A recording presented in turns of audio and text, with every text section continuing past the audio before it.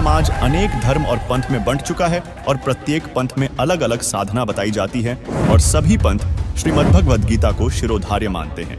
ऐसे में मानव समाज को यह निर्णय लेने में समस्या उत्पन्न होती है कि हम कैसे निर्णय लें कि किस पंथ या संत का ज्ञान सही है और किसका गलत।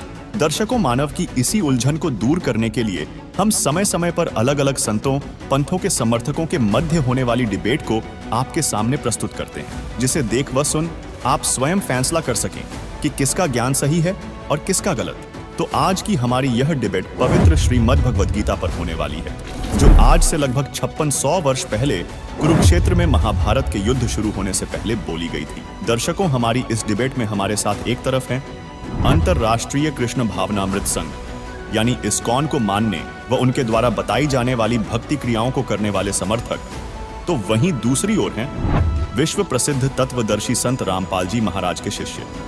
दर्शकों, डिबेट शुरू करने से पहले बता दें कि इस्कॉन वालों का कहना है कि हमारी सभी धार्मिक क्रियाएं व जो हम मंत्र जाप करते हैं वे गीता जी के अनुरूप हैं, जबकि संत रामपाल जी के अनुयायियों का कहना है कि इस्कॉन द्वारा जो भी धार्मिक क्रियाएं करवाई जाती हैं या मंत्र बताए जाते हैं वह गीता से मेल नहीं खाती। यहाँ तक कि ये श्री कृष्ण को गीता ज्ञानदाता बताते हैं, जो सरासर गलत है, क्योंकि गीता तो श्री कृष्ण ने बोली ही नहीं बल्कि काल ने बोली थी। तो चलिए इस डिबेट के माध्यम से दोनों पक्षों के तर्क सुनते हैं और प्रमाण सहित जानने का प्रयास करते हैं कि दोनों पक्षों में से किसके दावे में दम है और किसी बात सत्य है। आइए शुरू करते हैं यह बड़ी डिबेट।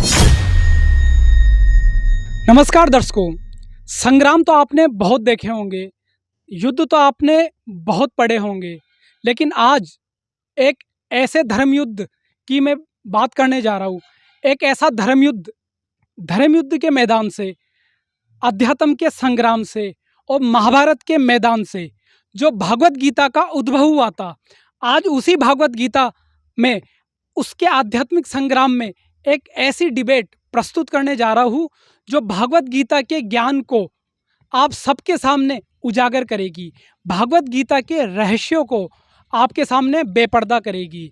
इस भागवत गीता की डिबेट में, इस अध्यात्म के संग्राम में मेरे साथ एक तरफ होंगे विश्व प्रसिद्ध इस्कॉन के धर्माचार्य, वो इस्कॉन जिसके देश भर में हजारों मंदिर है, जिसके करोड़ों अनुयायी हैं, और दूसरी तरफ इस अध्यात्म के संग्राम में मेरे साथ होंगे विश्व प्रसिद्ध संत रामपाल जी महाराज, जिनका आज सोशल मीडिया पर डंका बज रहा है, जिनके ज्ञान की आंधी पूरे देश और विदेश में बहुत तेजी से बढ़ रही है। ये दोनों पंथों के और संस्था के अनुयायी मेरे साथ इस धर्म युद्ध के संग्राम में जुड़ चुके हैं।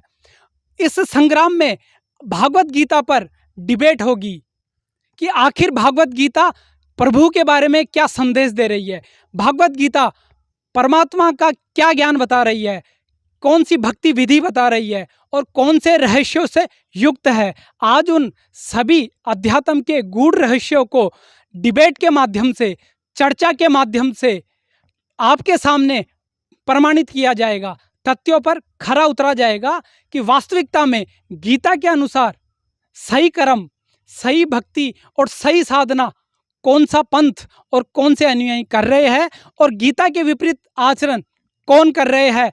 ये दर्शकों, आपका इसका फैसला आपके सामने इस अध्यात्म की संग्राम में होने वाला है। तो मैं शुरुआत करता हूँ, मेरे साथ जो इस्कॉन फॉलोवर्स जुड़े हैं उनसे एक एक करके मैं उनसे वो प्रश्न पूछूंगा जो भागवत गीता के ऊपर होंगे।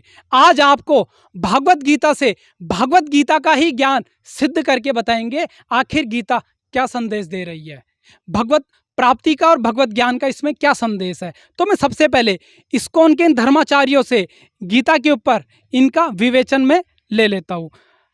नमस्कार प्रभु जी। जय श्री कृष्ण। तो सर, मेरा पहला प्रश्न है और मैं जानना चाहता हूँ कि भागवत गीता क्या आखिर में परमात्मा के बारे में क्या संदेश दे रही है, और आप मेरे तरफ दूसरी तरफ है संत रामपाल जी महाराज के अनुयायी, इन संत जी के अनुयायियों से आप भागवत गीता के बारे में क्या पूछना चाहते हैं? जय श्री कृष्ण। मेरी आपत्ति संत रामपाल जी के महाराज के ज्ञान से है। उनका मानना है कि श्री कृष्ण जी अलग हैं और ब्रह्म अलग है, परंतु हमारे इस्कॉन का मानना है कि श्री कृष्ण जी ही पूर्ण ब्रह्म, सच्चिदानंद घन ब्रह्म परमात्मा है। तो मेरी आपत्ति इस पॉइंट पे है। तो जैसा कि अभी इस्कॉन के इन धर्माचार्यों ने बताया कि इनकी आपत्ति संत रामपाल जी महाराज के अनुयायी से गीता ज्ञान पर, कि ये गीता ज्ञान दाता कृष्ण जी को और ब्रह्म को अलग अलग बताते हैं, आखिर ये कैसे संभव है। तो आइए चलते हैं संत जी के अनुयायियों से इसका जवाब लेते हैं। तो सर हमें बताइए, जैसा कि इनका प्रश्न था प्रभु जी का कि संत रामपाल जी अपने ज्ञान में कृष्ण जी को और ब्रह्म को अलग अलग अस्तित्व बताते हैं, आखिर ऐसे कैसे संभव हो सकता है? जी देखिए, आज तक जो भगवत गीता जी के बारे में जितने भी महर्षि हैं, जितने भी ऋषि हैं, जितने भी पंथ हैं और जितने भी साधक हैं, वो जो ज्ञान भगवत गीता जी के बारे में बताते हैं कि ब्रह्म ही श्री कृष्ण जी हैं, पर यथार्थ में ऐसा है नहीं। भगवत गीता क्या कहती है वह संत रामपाल जी महाराज जी ने हमको प्रमाणित करके दिखाया हुआ है, और वही प्रमाण मैं आपको यहाँ पर दिखाना चाहूँगा कि ब्रह्म अलग है और श्री कृष्ण जी अलग हैं। आज तक जो ये बताते आए हैं वो गलत है और मिथ्या है। अभी हम आपको प्रमाण दिखाते हैं। ये देखिए, ये संक्षिप्त शिव पुराण है। थोड़ा सा हम आपको इसमें से आधार लेंगे, फिर भगवत गीता जी में दिखाएंगे। संक्षिप्त शिव पुराण, ये देखिए, इसके अंदर में ये शिव पुराण है, संक्षिप्त शिव पुराण, और गीता प्रेस गोरखपुर से है प्रकाशित। ये 18 पुराणों में से एक है, और इसके फोन और फैक्स हनुमान प्रसाद पोदार हैं इनके संपादक, और ये इनके फ़ोन और फैक्स दिए गए हैं। ये गोविंद भवन कार्यालय कोलकाता का संस्थान, यहाँ से छपी है। इसके हम आते हैं रुद्र संहिता, और पेज नंबर 119 है ये देखिए, इसमें एक प्रकरण आता है। इसमें ब्रह्मा जी ने कहा, ब्रह्मा जी नारद को बता रहे हैं उस ब्रह्म के विषय में, जिसके विषय में अभी इस्कॉन के ये प्रमुख ये बता रहे हैं कि ब्रह्म और कृष्ण जी एक ही हैं, पर इसमें ब्रह्मा जी बता रहे हैं उस ब्रह्म के बारे में। ये ब्रह्मा जी कहते हुए आ रहे हैं यहाँ पे कि जिस समय समस्त चराचर जगत नष्ट हो गया था, सर्वत्र केवल अंधकार ही अंधकार था, ना सूर्य दिखाई देता था ना चंद्रमा। ये आदि की बात कर रहे हैं, आदि सृष्टि के बारे में बता रहे हैं।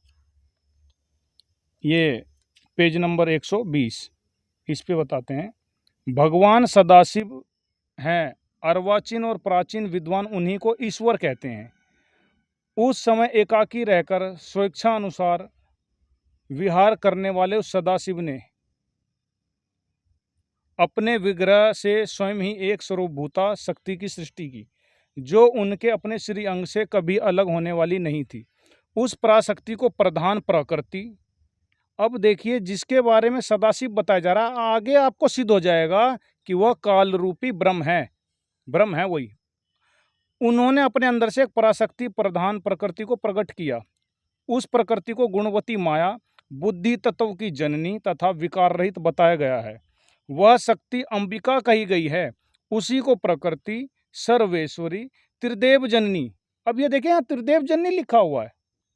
उस ब्रह्म ने जो दुर्गा जी को साथ रखा वो त्रिदेव जननी कहलाती है। ब्रह्मा विष्णु शिव जी, जिसको ये श्री कृष्ण जी कह रहे हैं, उनकी माता जी हैं वो त्रिदेव जननी, नित्या और मूल कारण भी कहती हैं। आगे देखिए, आगे लिखा है कि उन काल रूपी ब्रह्म ने, अब जिसको ये ब्रह्म कह रहे हैं, अब आप देखिए ये शिव पुराण क्लियर कर रहा है कि जिसको ये इस्कॉन के प्रमुख व्यक्ति कह रहे हैं कि ब्रह्म और श्री कृष्ण जी एक है, उनके बारे में शिव पुराण में लिखा हुआ है कि ब्रह्म और दुर्गा हैं। ये देखिए इसके अंदर में है कि उन काल रूपी ब्रह्म ने, जिनको यह श्री कृष्ण जी कह रहे हैं, पर इसमें श्री कृष्ण जी नहीं है, यहाँ लिखा है उन काल रूपी ब्रह्म ने, जो गीता ज्ञानदाता काल है उसको ब्रह्म भी कहते हैं। उनकी पत्नी का नाम सर्वेश्वरी है, प्रकृति है, और उसी को त्रिदेव जननी भी कहते हैं। देखिए जो ब्रह्म है उनकी पत्नी को प्रकृति कहते हैं, सर्वेश्वरी कहते हैं, त्रिदेव जननी कहते हैं ब्रह्म। यहाँ पे कह रहे हैं उन काल रूपी ब्रह्म ने एक ही समय शक्ति के साथ उस दुर्गा जी के साथ शिवलोक नामक क्षेत्र का निर्माण किया था। उस उत्तम क्षेत्र को काशी कहते हैं। वह परम निर्वाण या मोक्ष का स्थान है जो सबके ऊपर विराजमान है। आगे लिखा है कि उस मनोरम क्षेत्र में नित्य निवास करते हैं कौन? ब्रह्म और दुर्गा जी। यहाँ पे श्री कृष्ण जी नहीं है। अब आगे देखिए इन दोनों से किसकी उत्पत्ति हुई। आगे लिखिए देवऋषि ब्रह्मा जी कह रहे हैं एक समय उस आनंद वन में रमण करते हुए, यहाँ की ब्रह्म और दुर्गा जी रमण करते हुए, पति पत्नी व्यवहार करते हुए, शिवा और शिव के मन में, यहाँ की काल रूपी ब्रह्म और दुर्गा के मन में यह इच्छा हुई कि किसी दूसरे पुरुष की भी सृष्टि करनी चाहिए, जिस पर यह सृष्टि संचालन का महान भार रखकर हम दोनों केवल काशी में ही इच्छा अनुसार विचरण करें और निर्वाण धारण करें। ऐसा निश्चय करके शक्ति सहित सर्वव्यापी परमेश्वर, यहाँ की उस ब्रह्म ने अपने वाम भाग के 10वें अंग पर अमृत मल दिया। फिर तो वहाँ से एक पुरुष प्रकट हुआ, मतलब दोनों के मिलन से ब्रह्म और दुर्गा के एक पुरुष प्रकट हुआ। अगले पेज पे आएंगे हम। इस पे लिखा है कि शिव ने कहा, उस काल रूपी ब्रह्म ने कहा, वत्स बेटा, व्यापक होने के कारण तुम्हारा विष्णु नाम विख्यात हुआ। अब एक बात बताइए कि ये शिव पुराण जो 18 पुराण में से एक है, जिस तरह श्रीमद् भागवत गीता हिंदू धर्म के प्रत्येक व्यक्तियों को मान्य है, शंकराचार्य मंडलेश्वरों को मान्य है, ठीक उसी प्रकार यह 18 पुराणों में से एक है। इसके अंदर में प्रमाण मिला कि जो ब्रह्म है उनकी पत्नी दुर्गा है और इन दोनों के मिलन से एक पुत्र पैदा हुआ जिसका नाम श्री विष्णु जी है। इसी तरह ठीक इसी में आगे लिखा हुआ है कि इन्हीं से एक और पुत्र हुआ जिसका नाम ब्रह्मा है, एक और पुत्र हुआ जिसका नाम शिव जी है। यहाँ की काल रूपी ब्रह्म से दुर्गा के संयोग से ब्रह्मा विष्णु शिव जी की उत्पत्ति हुई। ये था पहला पॉइंट। आपको हम और पॉइंटों से और सिद्ध करते हैं कि ब्रह्म श्री कृष्ण जी से भिन्न है और वह और कोई है। अब आपको दूसरे पॉइंट पर हम दिखाते हैं। ये देखिए, आपको एक और चीज़ दिखाना चाहेंगे हम। श्रीमद् देवी भागवत के अंदर में, यह श्रीमद् देवी भागवत है और संक्षिप्त में है, गीता प्रेस गोरखपुर से है। इनमें हनुमान प्रसाद पोदार चिमनलाल गोस्वामी इनके संपादक हैं। यह इनके फ़ोन और फैक्स दिए गए हैं। इसके हम आते हैं, ये देवी के द्वारा हिमालय को ज्ञान उपदेश, ब्रह्म स्वरूप का वर्णन, यह 7वां स्कंद है। 7वां स्कंद है और हेडिंग है देवी के द्वारा हिमालय को ज्ञान उपदेश, ब्रह्म स्वरूप का वर्णन। जिस ब्रह्म के विषय में आज ये स्कूल के प्रमुख कह रहे हैं कि वह श्री कृष्ण जी है, यहाँ आज हम देखेंगे कि ये देवी जी क्या कह रही हैं उसके बारे में, दुर्गा जी क्या कह रही हैं, हमारे पुराण क्या कह रहे हैं। ये देखिए, ये कह रहे हैं कि देवी के द्वारा उस ब्रह्म स्वरूप का वर्णन। अब देवी जी बता रहे हैं, देवी जी कहने लगी, पर्वतराज इस प्रकार योग युक्त होकर मुझ, अगले पेज पे आएंगे, देवी जी कह रही हैं कि उस एकमात्र परमात्मा को ही जाने, दूसरी सब बातों को छोड़ दे। कह रही है इस आत्मा का ओम के जप के साथ ध्यान करो, इससे अज्ञानमय अंधकार से सर्वथा परे और संसार समुद्र से उस पार जो ब्रह्म है उसको पा जाओगे, तुम्हारा कल्याण हो। वह ब्रह्म ब्रह्मलोक दिव्य आकाश में स्थित है। क्लियर हुआ। अब आप एक बात बताइए, जिस तरह भी आपने देखा शिव महापुराण के अंदर में क्लियर हुआ, हमारे गुरुजी ने स्पष्ट कर रखा है कि शिव पुराण में लिखा हुआ है कि वो ब्रह्म है, उसकी पत्नी दुर्गा है, इन दोनों के मिलन से ब्रह्मा विष्णु शिव जी की उत्पत्ति हुई। ठीक इसी प्रकार दूसरे पॉइंट से श्रीमद् देवी भागवत से आपको क्लियर हुआ कि इसके अंदर में दुर्गा जी बता रही है कि मेरे से ऊपर कोई ब्रह्म है, उसका मंत्र ओम है और उसकी शरण में जाओ। अब ये ब्रह्म गीता जी में क्या कहती है? अभी आपका एक जो शुरू में संवाद था कि आज श्रीमद् भगवत गीता जी से ही गीता जी को सिद्ध करेंगे, तो अब हम श्रीमद् भगवत गीता जी से प्रमाण दिखाएंगे जो हमारे गुरुजी संत रामपाल जी महाराज जी ने दिखाया है कि ब्रह्म की पत्नी दुर्गा है और इनके बच्चे ब्रह्मा विष्णु और शिव जी हैं। अब हम आपको श्रीमद् भगवत गीता जी से प्रमाण करके दिखाते हैं, जो कि यह पॉइंट नंबर 3 होगा। ये देखिए, ये देखिए, यह है श्रीमद् भगवत गीता जी। यह देखिए, यह है श्रीमद् भगवत गीता जी और साधारण भाषा टीका सहित है। इसके अनुवादक हैं जय दयाल गोविंद का, गीता प्रेस गोरखपुर से है और ये इनके फ़ोन और फैक्स हैं। गीता प्रेस गोरखपुर, गोविंद भवन कार्यालय कोलकाता का संस्थान ये है। अब इसके हम जो अभी आपने पीछे देखा ब्रह्म के विषय में, तो ये देखिए, गीता ज्ञान दाता भी अपने आप को बताता है ब्रह्म है, वो कृष्ण जी नहीं है। ये तो भूल लगी हुई है। ये देखिए अध्याय 8 का श्लोक नंबर 13।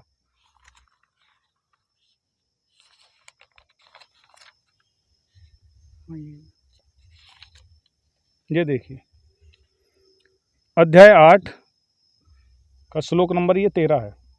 इसमें ओम इति एकाक्षरम, इसमें है कि ओम इस एक अक्षर रूप ब्रह्म को उच्चारण करता हुआ मुझ ब्रह्म का चिंतन करता हुआ शरीर को त्याग कर जाता है, वह पुरुष परम गति को प्राप्त होता है। अब इसके अंदर में जो आपने पीछे देवी पुराण देखा, शिव पुराण देखा, जिस ब्रह्म का जिक्र है, पुराणों में भी उसका मंत्र ओम बताया गया है, उसका नाम ब्रह्म कहा गया, उसको कहीं श्री कृष्ण जी नहीं कहा गया।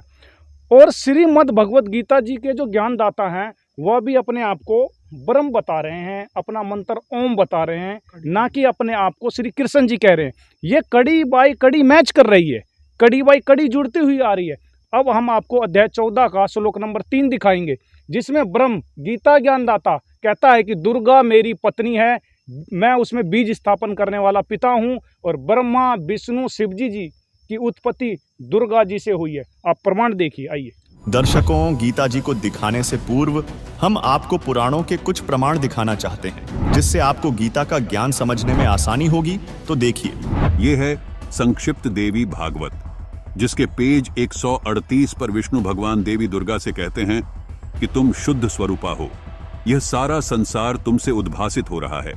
मैं यानी विष्णु, ब्रह्मा और शंकर तुम्हारी कृपया से विद्यमान है। हमारा तो आविर्भाव यानी जन्म, तिरोभाव यानी मृत्यु हुआ करता है। केवल तुम ही नित्य हो, जगत जननी हो, प्रकृति और सनातनी देवी हो। दर्शकों, ये प्रकृति शब्द भी आप ध्यान में रखना, प्रकृति इसी दुर्गा को कहते हैं। ये हम आपको आगे चलकर गीता जी से प्रमाणित करेंगे। दर्शकों, इस लेख से ये बात स्पष्ट हुई कि तीनों देवता ब्रह्मा, विष्णु और शिव नाशवान हैं और उनकी माता देवी दुर्गा हैं। आगे भगवान शिव यानी शंकर जी देवी दुर्गा को कहते हैं कि हे देवी, यदि महाभाग विष्णु तुम ही से प्रकट हुए हैं, तो उनके बाद उत्पन्न होने वाले ब्रह्मा भी तुम्हारे ही बालक हुए, तो फिर मैं तमोगुणी लीला करने वाला शंकर तुम्हारी संतान नहीं हुआ, यानी मुझे भी उत्पन्न करने वाली तुम ही हो। आगे कहते हैं कि हे देवी, इस संसार की सृष्टि, स्थिति और संहार में तुम्हारे गुण सदा समर्थ हैं। उन्हीं तीनों गुणों से उत्पन्न हम यानी ब्रह्मा, विष्णु और शंकर नियमानुसार कार्य में तत्पर रहते हैं। दर्शकों, यहाँ ये स्पष्ट हुआ कि ब्रह्मा विष्णु महेश ही तीनों गुण हैं। दर्शकों, आइए आपको एक और प्रमाण दिखाते हैं कि ब्रह्मा विष्णु महेश तीनों गुण हैं और दुर्गा इनकी माता है। देखिए, ये है श्रीमद् देवी भागवत, हिंदी टीका सहित, भाग 1, खेमराज श्री कृष्णदास प्रकाशन, बंबई। इसके 3य स्कंद के पेज नंबर 11 पर भगवान शंकर देवी दुर्गा को कहते हैं कि हे माता, यदि आप हमारे ऊपर सदा दया युक्त रहती हैं, तो हमको तमोगुण किस प्रकार प्रदान किया, ब्रह्मा को रजोगुण प्रदान किया है, और हरि यानी विष्णु जी को सतोगुण क्यों बना दिया। नीचे संस्कृत भी आप देख सकते हैं। यदि दया धर्मना न सदाम्बिके कथम अहम विहित च तमोगुण कमल ज रजो गुण संभव सुविहित कीमो सतो गुणो हरि। दर्शकों, यहाँ भगवान शंकर देवी दुर्गा से कह रहे हैं कि हे माता, आप हम पर दया रखती हैं, तो आपने मुझे तमोगुण क्यों बना दिया, और कमल से उत्पन्न होने वाले ब्रह्मा को रजोगुण क्यों बना दिया, तथा हरि यानी विष्णु को सतोगुण क्यों बना दिया। इससे स्पष्ट हुआ कि ये तीनों गुण ब्रह्मा, विष्णु और महेश हैं। दर्शकों, अभी आपको एक और प्रमाण दिखाते हैं, जिससे ये बिल्कुल स्पष्ट हो जाएगा कि ये तीनों देवता ही 3 गुण हैं। ये है संक्षिप्त मार्कंडेय पुराण, सचित्र मोटा टाइप, गीता प्रेस गोरखपुर से प्रकाशित, जिसके 131 पृष्ठ पर लिखा है कि रजोगुण प्रधान ब्रह्मा, तमोगुण प्रधान रुद्र और सतोगुण प्रधान विश्वपालक विष्णु हैं। ये ही 3 देवता हैं और ये ही 3 गुण हैं। दर्शकों, मार्कंडेय पुराण ने ये स्पष्ट कर दिया कि ये तीनों देवता ही 3 गुण हैं। यह देखिए, वही श्रीमद् भगवत गीता जी है, जयदयाल गोविंद का। इसके हम अध्याय 14 के श्लोक नंबर 3 पे जाते हैं। ये देखिए, हमारे गुरुजी ने ये प्रमाणित करके दिखाया हुआ है, ये देखिए आप।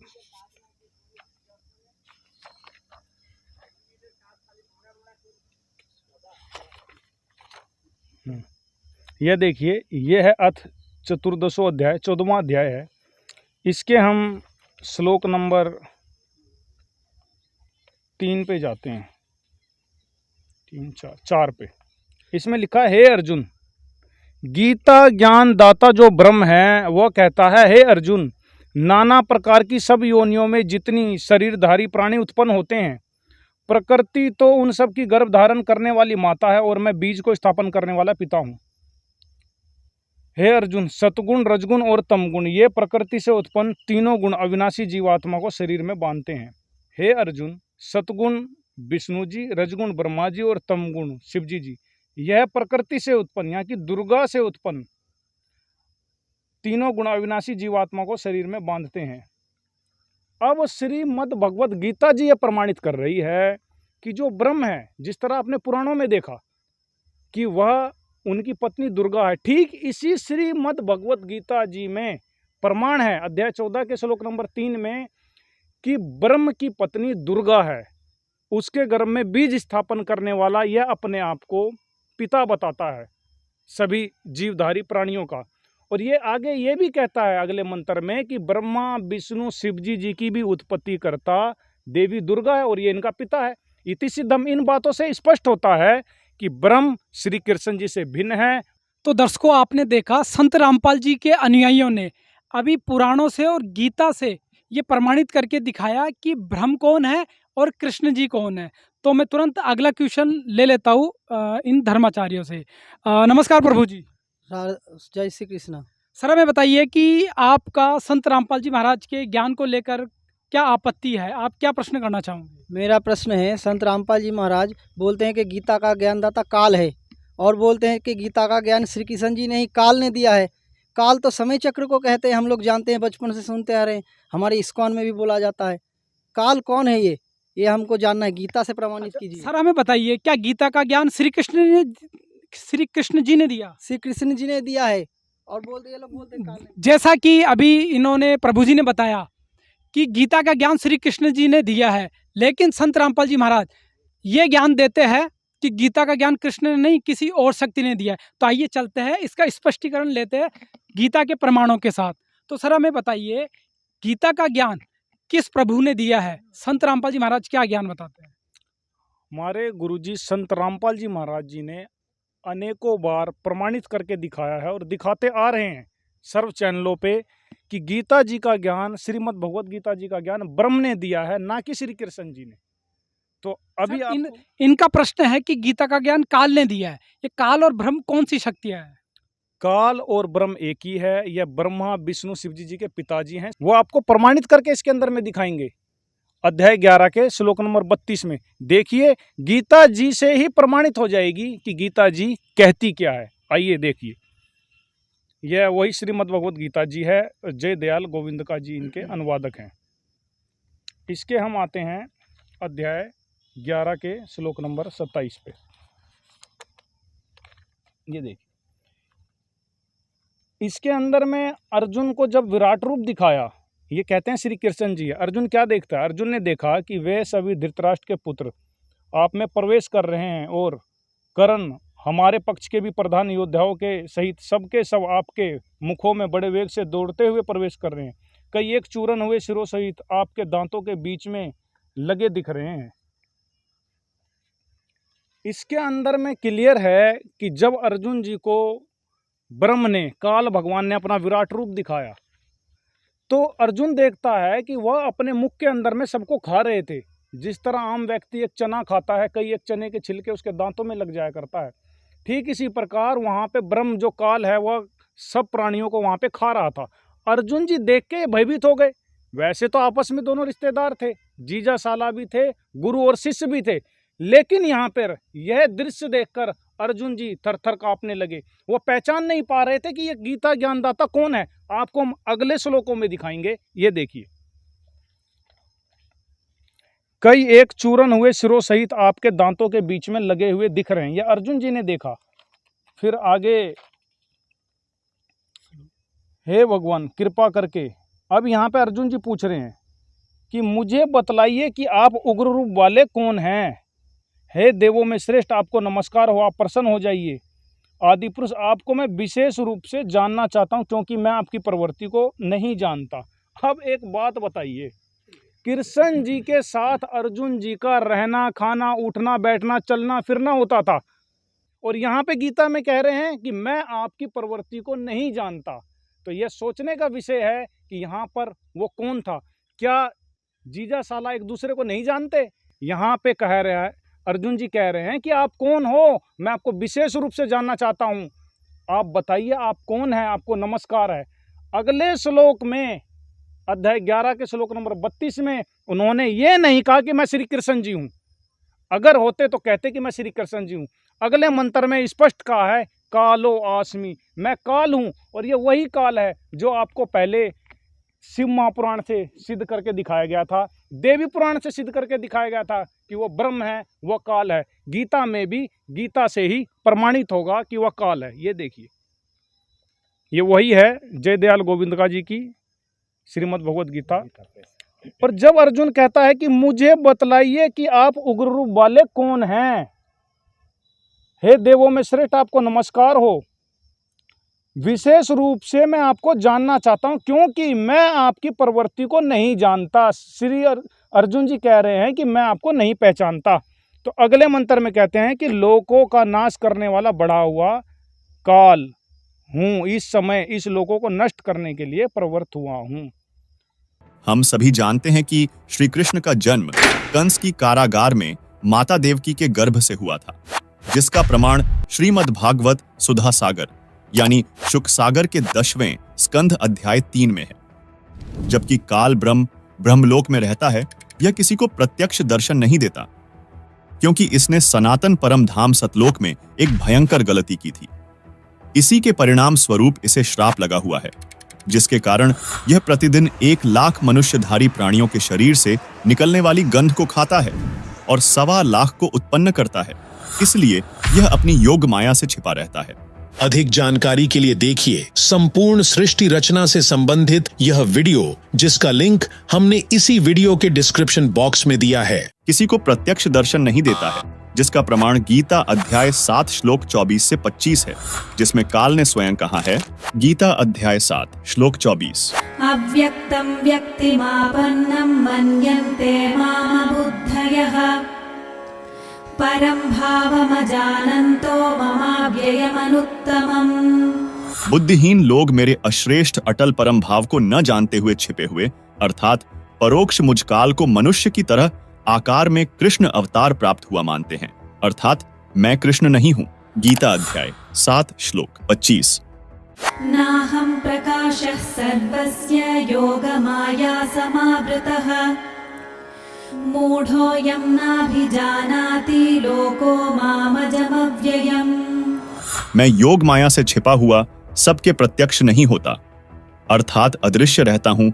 इसलिए मुझ जन्म न लेने वाले अविनाशी अटल भाव को यह अज्ञानी जनसमुदाय संसार नहीं जानता, अर्थात मुझको अवतार रूप में आया समझता है। क्योंकि ब्रह्म अपनी शब्द शक्ति से अपने नाना रूप बना लेता है। यह दुर्गा का पति है, इसलिए इस श्लोक में कह रहा है कि मैं श्री कृष्ण आदि की तरह दुर्गा से जन्म नहीं लेता। दर्शकों, गीता अध्याय 7 श्लोक 25 में अपने को अजन्मा कहने का तात्पर्य गीता ज्ञानदाता का यह है कि मैं अब प्रकट हुआ हूं, यानी अब मैं श्री कृष्ण की तरह जन्म लेकर नहीं आया हूं। यहां जो अपने आप को अजन्मा कह रहा है, इसका भावार्थ है कि अब वह आया है, प्रकट हुआ है, उसका जन्म नहीं हुआ, इसलिए वह अपने को अजन्मा कहता है। लेकिन दर्शकों, वास्तव में यह अजन्मा नहीं है, क्योंकि यह खुद गीता अध्याय 4 श्लोक 5-9 में, गीता अध्याय 2 श्लोक 12 में, गीता अध्याय 10 श्लोक 2 में कहता है कि अर्जुन, मेरे और तेरे बहुत जन्म हो चुके हैं। तो दर्शकों, यहां यह स्पष्ट करना अनिवार्य है कि यहां जो इसने अपने को जो अजन्मा कहा है, इसका अर्थ यह है कि यह वैसे ही प्रकट हो गया, यानी श्री कृष्ण के अंदर प्रवेश हुआ, इसका जन्म नहीं हुआ। ऐसी यह लीला करता है, इसीलिए इसने यहां अजन्मा कहा है। वैसे तो इसने गीता अध्याय 4 श्लोक 5-9 में, गीता अध्याय 2 श्लोक 12 में, गीता अध्याय 10 श्लोक 2 में स्वयं स्वीकार कर रहा है कि मेरे जन्म मृत्यु होते हैं। इसलिए गीता ज्ञानदाता काल ने गीता अध्याय 4 श्लोक 5 में कहा है कि हे परंतप अर्जुन, मेरे और तेरे बहुत से जन्म हो चुके हैं, उन सबको तू नहीं जानता किंतु मैं जानता हूं। गीता अध्याय 4 के श्लोक 9 में काल कहता है कि हे अर्जुन, मेरे जन्म और कर्म दिव्य अर्थात अलौकिक हैं। चलिए अब देखते हैं काल के जन्म और कर्म किस प्रकार दिव्य हैं। श्री विष्णु पुराण के चौथे अंश के अध्याय 2 श्लोक 19 से 26 में प्रमाण है कि एक समय देवताओं और राक्षसों का युद्ध हुआ। देवता पराजित होकर समुद्र के किनारे जाकर छिप गए, फिर भगवान की तपस्या स्तुति करने लगे। तब काल देवताओं को श्री विष्णु जी के रूप में दर्शन देकर कहा कि मैंने जो आपकी समस्या है वह जान ली है, आप पुरंज राजा को युद्ध के लिए तैयार कर लो। मैं उस राजा श्रेष्ठ के शरीर में प्रविष्ट होकर राक्षसों का नाश कर दूंगा। ऐसा ही किया गया। साथ ही श्री विष्णु पुराण के चौथे अंश के अध्याय 3 श्लोक 4 से 6 में प्रमाण है कि एक समय नागवंशियों तथा गंधर्वों का युद्ध हुआ। गंधर्वों ने नागों के सर्व बहुमूल्य हीरे, लाल व खजाने लूट लिए, उनके राज्य पर भी कब्जा कर लिया। नागाओं ने भगवान की स्तुति की। वहीं काल भगवान विष्णु रूप धारण करके प्रकट हुआ। कहा कि आप पुरुकुत्स राजा को गंधर्वों के साथ युद्ध के लिए तैयार कर लें। मैं राजा पुरुकुत्स के शरीर में प्रवेश करके दुष्ट गंधर्वों का नाश कर दूंगा। ऐसा ही हुआ। इस तरह इसके जन्म और कर्म अलौकिक हैं। यह किसी को प्रत्यक्ष दर्शन नहीं देता और सर्व कार्य प्रेत की तरह किसी के शरीर में प्रवेश करके कर जाता है, जिससे लोगों में भ्रम बना रहता है। इति सिद्धम इस बात से क्लियर होता है। अगर श्री कृष्ण जी होते तो वो ये नहीं कहते कि मैं अब आया हूँ। श्री कृष्ण जी तो पहले से ही वहां पर मौजूद थे। श्री कृष्ण जी का इस गीता ज्ञान बोलने में किसी प्रकार का कोई भी रोल नहीं है। इनका ज्ञान ब्रह्म ने दिया है, क्षर पुरुष ने दिया है, जिसको संतों ने काल कहा है। पुराण के अंदर उसे काल कहा गया है, उसे ब्रह्म कहा गया है। सच। सर, जैसा कि मेरा इनसे प्रश्न है, आप कुछ पूछना चाहते हो उनसे? वहाँ तो ब्रह्म को दिखाई दे, ब्रह्म थोड़ी दिख रहा था, वहाँ तो श्री कृष्ण जी दिख रहे थे और कोई दूसरा तो दिख नहीं रहा था। इनका ये प्रश्न है सर कि वहाँ पर गीता ज्ञान में श्री कृष्ण जी वहाँ पर प्रत्यक्ष दिखाई दे रहे थे, तो ब्रह्म वाली शक्ति कहाँ से बीच में आ गई और कहाँ से उसने गीता ज्ञान दे दिया और गीता में लिखवा दिया? जी देखिए, जिस तरह उदाहरण के तौर पर आज किसी व्यक्ति के अंदर में हमने अक्सर देखा हुआ है, किसी व्यक्ति के अंदर अगर कोई प्रेत प्रवेश कर जाए तो प्रेत नजर नहीं आता, वो दिखता नहीं। हमने कई बार देखा हुआ है कि किसी अंदर के अंदर का प्रेत आ जाए तो हम पूछते हैं कि आप कौन हो, आप कहाँ से आए हो। क्या वह सामने वाले व्यक्ति को नहीं जानता, अपने भाई को नहीं पहचानता होता है, पर उस समय में कहता है कि आप कौन हो। अंदर से बताने वाला व्यक्ति वह सामने खड़ा व्यक्ति नहीं होता, वह बताने वाला व्यक्ति तो कोई और अंश होता है जो अपने बारे में बताता है। ठीक इसी प्रकार श्री कृष्ण जी में प्रेतवत प्रवेश करके उस ब्रह्म भगवान ने, उस काल भगवान ने, ब्रह्मा विष्णु शिव जी के पिताजी ने और दुर्गा जी के पति जी ने ये गीता ज्ञान दिया है। इसमें श्री कृष्ण जी का 1% भी कोई रोल नहीं। दर्शकों, यदि गीता के ज्ञान में श्री कृष्ण जी का रोल होता तो श्री कृष्ण महाभारत के युद्ध के बाद अर्जुन द्वारा पुनः गीता का ज्ञान सुनाने को कहने पर यह नहीं कहते कि मैं उस ज्ञान को भूल गया हूँ, अब उसे पुनः दोहरा देना मेरे लिए असंभव है, जिसका प्रमाण महाभारत ग्रंथ में भी है। स्वयं पढ़िए संक्षिप्त महाभारत द्वितीय खंड के पृष्ठ 800 से 801 को, जिसमें लिखा है कि राजा परीक्षित के पुत्र जनमेजय ने वैशंपायन जी से पूछा, ब्राह्मण, शत्रुओं का नाश हो जाने के बाद जब महात्मा श्री कृष्ण और अर्जुन सभा में बैठकर वार्तालाप कर रहे थे, उस समय उनमें क्या क्या बातचीत हुई? वैशंपायन जी ने कहा, राजन, श्री कृष्ण के सहित अर्जुन ने जब अपने राज्य पर पूरा अधिकार प्राप्त कर लिया तो वे दिव्य सभा भवन में आनंद के साथ रहने लगे। एक दिन स्वजनों से घिरे हुए वे दोनों मित्र स्वेच्छा से घूमते घूमते सभा मंडप के ऐसे भाग में पहुंचे जो स्वर्ग के समान सुंदर था। पांडुनंदन अर्जुन श्री कृष्ण के साथ रहकर बहुत प्रसन्न थे। उन्होंने एक बार उस रमणीय सभा की ओर दृष्टि डालकर भगवान से यह वचन कहा, देवकी नंदन, जब युद्ध का अवसर उपस्थित था उस समय मुझे आपके महात्म्य का ज्ञान और ईश्वरीय स्वरूप का दर्शन हुआ था, किंतु केशव, आपने स्नेहवश पहले मुझे जो ज्ञान का उपदेश किया था वह सब इस समय बुद्धि के दोष से भूल गया है। उन विषयों को सुनने के लिए बारंबार मेरे मन में उत्कंठा होती है। इधर आप जल्दी ही द्वारका जाने वाले हैं, अतः पुनः वह सब विषय मुझे सुना दीजिए। वैशंपायन जी कहते हैं, अर्जुन के ऐसा कहने पर वक्ताओं में श्रेष्ठ महातेजस्वी भगवान श्री कृष्ण ने उन्हें गले से लगाकर इस प्रकार उत्तर दिया, श्री कृष्ण बोले, अर्जुन, उस समय मैंने तुम्हें अत्यंत गोपनीय विषय का श्रवण कराया था, अपने स्वरूप भूत धर्म, सनातन पुरुषोत्तम तत्व का परिचय दिया था और नित्य लोकों का भी वर्णन किया था, किंतु तुमने जो अपनी ना समझी के कारण उस उपदेश को याद नहीं रखा, यह जानकर मुझे बड़ा खेद हुआ है। उन बातों का अब पूरा स्मरण होना संभव नहीं जान पड़ता। पांडुनंदन, निश्चय ही तुम बड़े श्रद्धाहीन हो, तुम्हारी बुद्धि अच्छी नहीं जान पड़ती। अब मेरे लिए उस उपदेश को ज्यों का त्यों दोहरा देना कठिन है, क्योंकि उस समय योग युक्त होकर मैंने परमात्म तत्व का वर्णन किया था। दर्शकों, इससे तो स्पष्ट हो जाता है कि श्रीमद् भगवद गीता का ज्ञान श्री कृष्ण जी को तो याद भी नहीं है, और इस्कॉन की माने तो गीता के तो वक्ता भी श्री कृष्ण जी थे। वे अर्जुन को तो धमका रहे हैं कि तूने याद क्यों नहीं रखा, तू बुद्धिहीन है। इससे सिद्ध है कि गीता के ज्ञान में श्री कृष्ण का कोई रोल ही नहीं था, बल्कि श्री कृष्ण के शरीर में प्रेतवत प्रवेश करके गीता का ज्ञान काल ब्रह्म ने दिया था। जैसे श्री विष्णु पुराण के चौथे अंश के अध्याय 2 श्लोक 19 से 26 में प्रमाण है कि एक समय देवताओं और राक्षसों का युद्ध हुआ। देवता पराजित होकर समुद्र के किनारे जाकर छिप गए, फिर भगवान की तपस्या स्तुति करने लगे।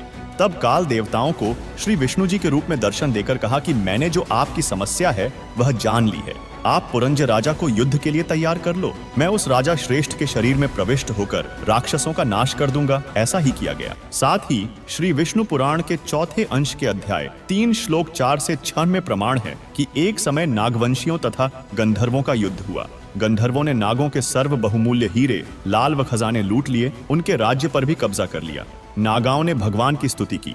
वहीं काल भगवान विष्णु रूप धारण करके प्रकट हुआ, कहा कि आप पुरुकुत्स राजा को गंधर्वों के साथ युद्ध के लिए तैयार कर लें, मैं राजा पुरुकुत्स के शरीर में प्रवेश करके दुष्ट गंधर्वों का नाश कर दूंगा। ऐसा ही हुआ। दर्शकों, ये काल ऐसे ही गुप्त कार्य करता है। जैसे गीता अध्याय 4 श्लोक 9 में कहा है कि मेरे जन्म और कर्म अलौकिक हैं, तो इसके जन्म और कर्म ऐसे अलौकिक हैं कि अब ये श्री कृष्ण के शरीर में प्रवेश करके ज्ञान बोल रहा है। ऐसे ही इसने गीता का ज्ञान बोला है, जैसे राजा पुरुकुत्स के शरीर में और पुरंजय के शरीर में प्रवेश करके वहां नाश किया। ऐसे ही श्री कृष्ण तो पहले ही युद्ध के पक्ष में थे ही नहीं। जब देखा कि श्री कृष्ण जी युद्ध नहीं होने देंगे, तो ये श्री कृष्ण के शरीर में प्रवेश हो गया और अर्जुन को मजबूर किया, और इस तरह श्री कृष्ण में प्रवेश करके गीता का ज्ञान दिया। अगर रोल होता तो श्री अर्जुन जी ये नहीं कहते कि मैं आपको नहीं जानता, क्या जीजा साले को नहीं पहचानता, ऐसा असंभव है। जैसा कि संत रामपाल जी के अनुयायियों ने गीता से ही गीता के प्रमाण को सिद्ध किया, तो अब मैं इनके और जो फॉलोवर्स हैं उनसे भी प्रश्न ले लेता हूँ। तो सर, आपका क्या प्रश्न है? ये संत रामपाल जी महाराज के ज्ञान से ये आपत्ति है कि संत रामपाल जी महाराज गीता ज्ञानदाता श्री कृष्ण जी और ब्रह्मा विष्णु महेश को जन्म मृत्यु में बताते हैं, जबकि वो तो अजर और अमर हैं। ये सरासर गलत है। मेरे को इनका प्रमाण दिखाइएगा।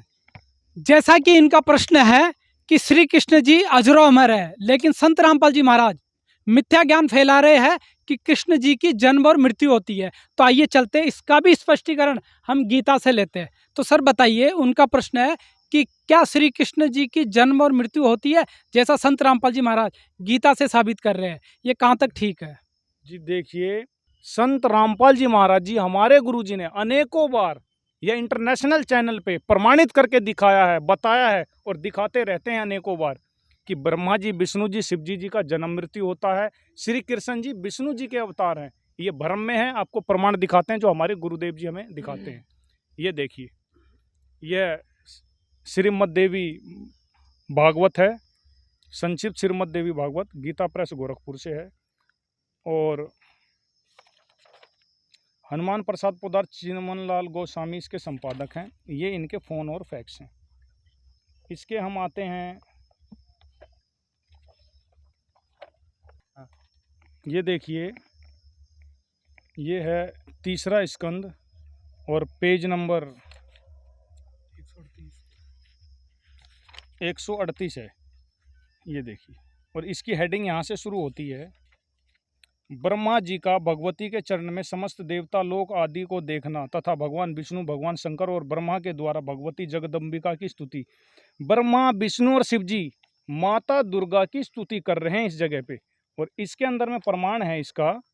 इसके पेज नंबर हम 138 पे आएंगे, वही संक्षिप्त देवी भागवत 3रा स्कंद। इसमें विष्णु जी कह रहे हैं कि मैं, ब्रह्मा और शंकर, हम सभी तुम्हारी कृपा से ही विद्वान हैं। हमारा आविर्भाव मने जन्म और तिरोभाव मतलब मृत्यु हुआ करता है। केवल तुम ही नित्य हो, जगत जननी हो। आगे देखिए, ये कहते हुए आगे भगवान शंकर बोले, देवी यदि महाभाग विष्णु तुम्ही से प्रकट हुए हैं तो उनके बाद उत्पन्न होने वाले ब्रह्मा भी तुम्हारे बालक हुए, फिर मैं तमोगुणी लीला करने वाला शंकर क्या तुम्हारी संतान नहीं हुआ? अर्थात मुझे भी उत्पन्न करने वाली तुम ही हो। यहाँ पे क्लियर हुआ कि विष्णु जी कह रहे हैं मैं ब्रह्मा और शंकर हम सभी तुम्हारी कृपा से विद्वान हैं। हमारा आविर्भाव मने जन्म और तिरोभाव मने मृत्यु हुआ करता है। ब्रह्मा विष्णु शिव जी का मृत्यु हुआ करता है और इस पुराण के अंदर में प्रमाण है। इसके ऊपर क्या ये कोई जवाब दे सकते हैं? क्या इससे ऊपर कोई बता सकते हैं सदग्रंथ? बिल्कुल नहीं बता सकते। रही बात श्रीमद् भगवत गीता जी को, जिनका आज विषय बना हुआ है कि गीता से भगवत गीता जी कोई प्रमाण करेंगे, तो अब हम आपको श्रीमद् भगवत गीता जी में बताएंगे जो हमारे गुरुदेव संत रामपाल जी महाराज जी ने प्रमाण करके दिखाया हुआ है। ये देखिए, ये वही है श्रीमद् भगवत गीता जी जयदयाल गोविंद का, जिसके अनुवादक हैं। ये इनके फोन और फैक्स हैं। इसके अध्याय 2 के श्लोक नंबर हम 12 में देखेंगे।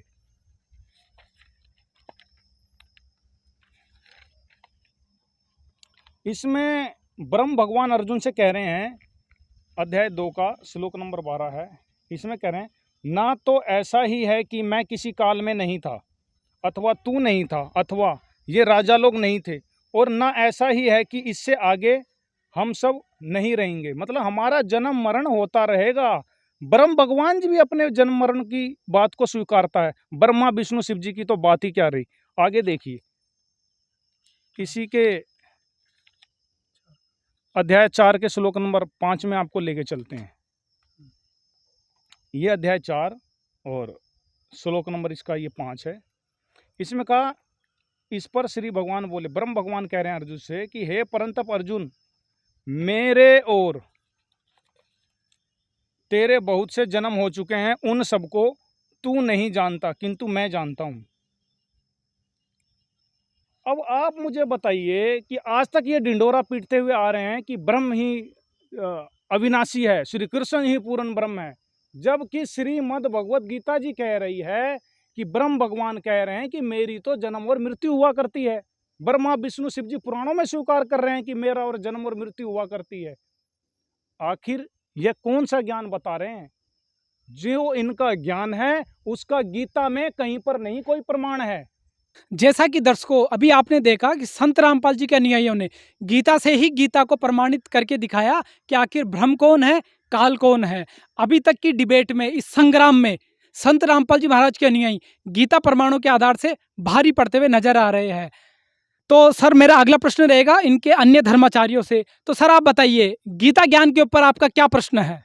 मेरा प्रश्न यही है कि संत रामपाल जी महाराज ने भ्रम फैला के रखे हैं कि कृष्ण से ऊपर कोई और पूर्ण परमात्मा है, जबकि हमारे गीता में लिखा हुआ है कि कृष्ण ही पूर्ण परमात्मा है।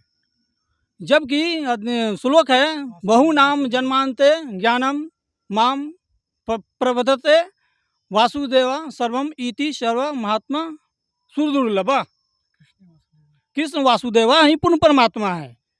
जैसा कि इनका प्रश्न है कि कृष्ण जी से ऊपर संत रामपाल जी अन्य परमात्मा बताते हैं, ऐसा ना तो कोई गीता में प्रमाण है ना ही किसी अन्य शास्त्र में है। तो मैं इन अनुयायियों से जान लेता हूँ। तो सर हमें बताइए, उनका प्रश्न संत रामपाल जी महाराज की भक्ति विधि और उनके ज्ञान पर है कि संत रामपाल जी कृष्ण जी से भी ऊपर जो गीता ज्ञान दाता है उसके लिए बताते हैं कि उनसे ऊपर कोई और परमात्मा है, वही वासुदेव है, वही पूर्ण परमात्मा है। संत रामपाल जी महाराज ने इसके बारे में क्या प्रमाण दिया है? जी देखिए, यह जो साधक हैं ये बिल्कुल ही अनजान है, इनको नहीं कुछ भी गीता का ज्ञान है। हमारे गुरुजी संत रामपाल जी महाराज ने दिखाया है, ढेर सारे प्रमाण हैं। आपको ढेर सारे प्रमाणों से आपको सिद्ध करके दिखाएंगे कि कृष्ण जी से ऊपर, ब्रह्म से ऊपर एक परम अक्षर ब्रह्म है और बहुत देवों का देव है, परम अक्षर ब्रह्म है, परम दिव्य पुरुष है। उसके बारे में आपको दिखाएंगे। देखिए, यह श्रीमद् भगवत गीता जी है। इसके अंदर में आपको अध्याय 15 के श्लोक नंबर 1 से 4 में लेके चलते हैं। ये देखिए,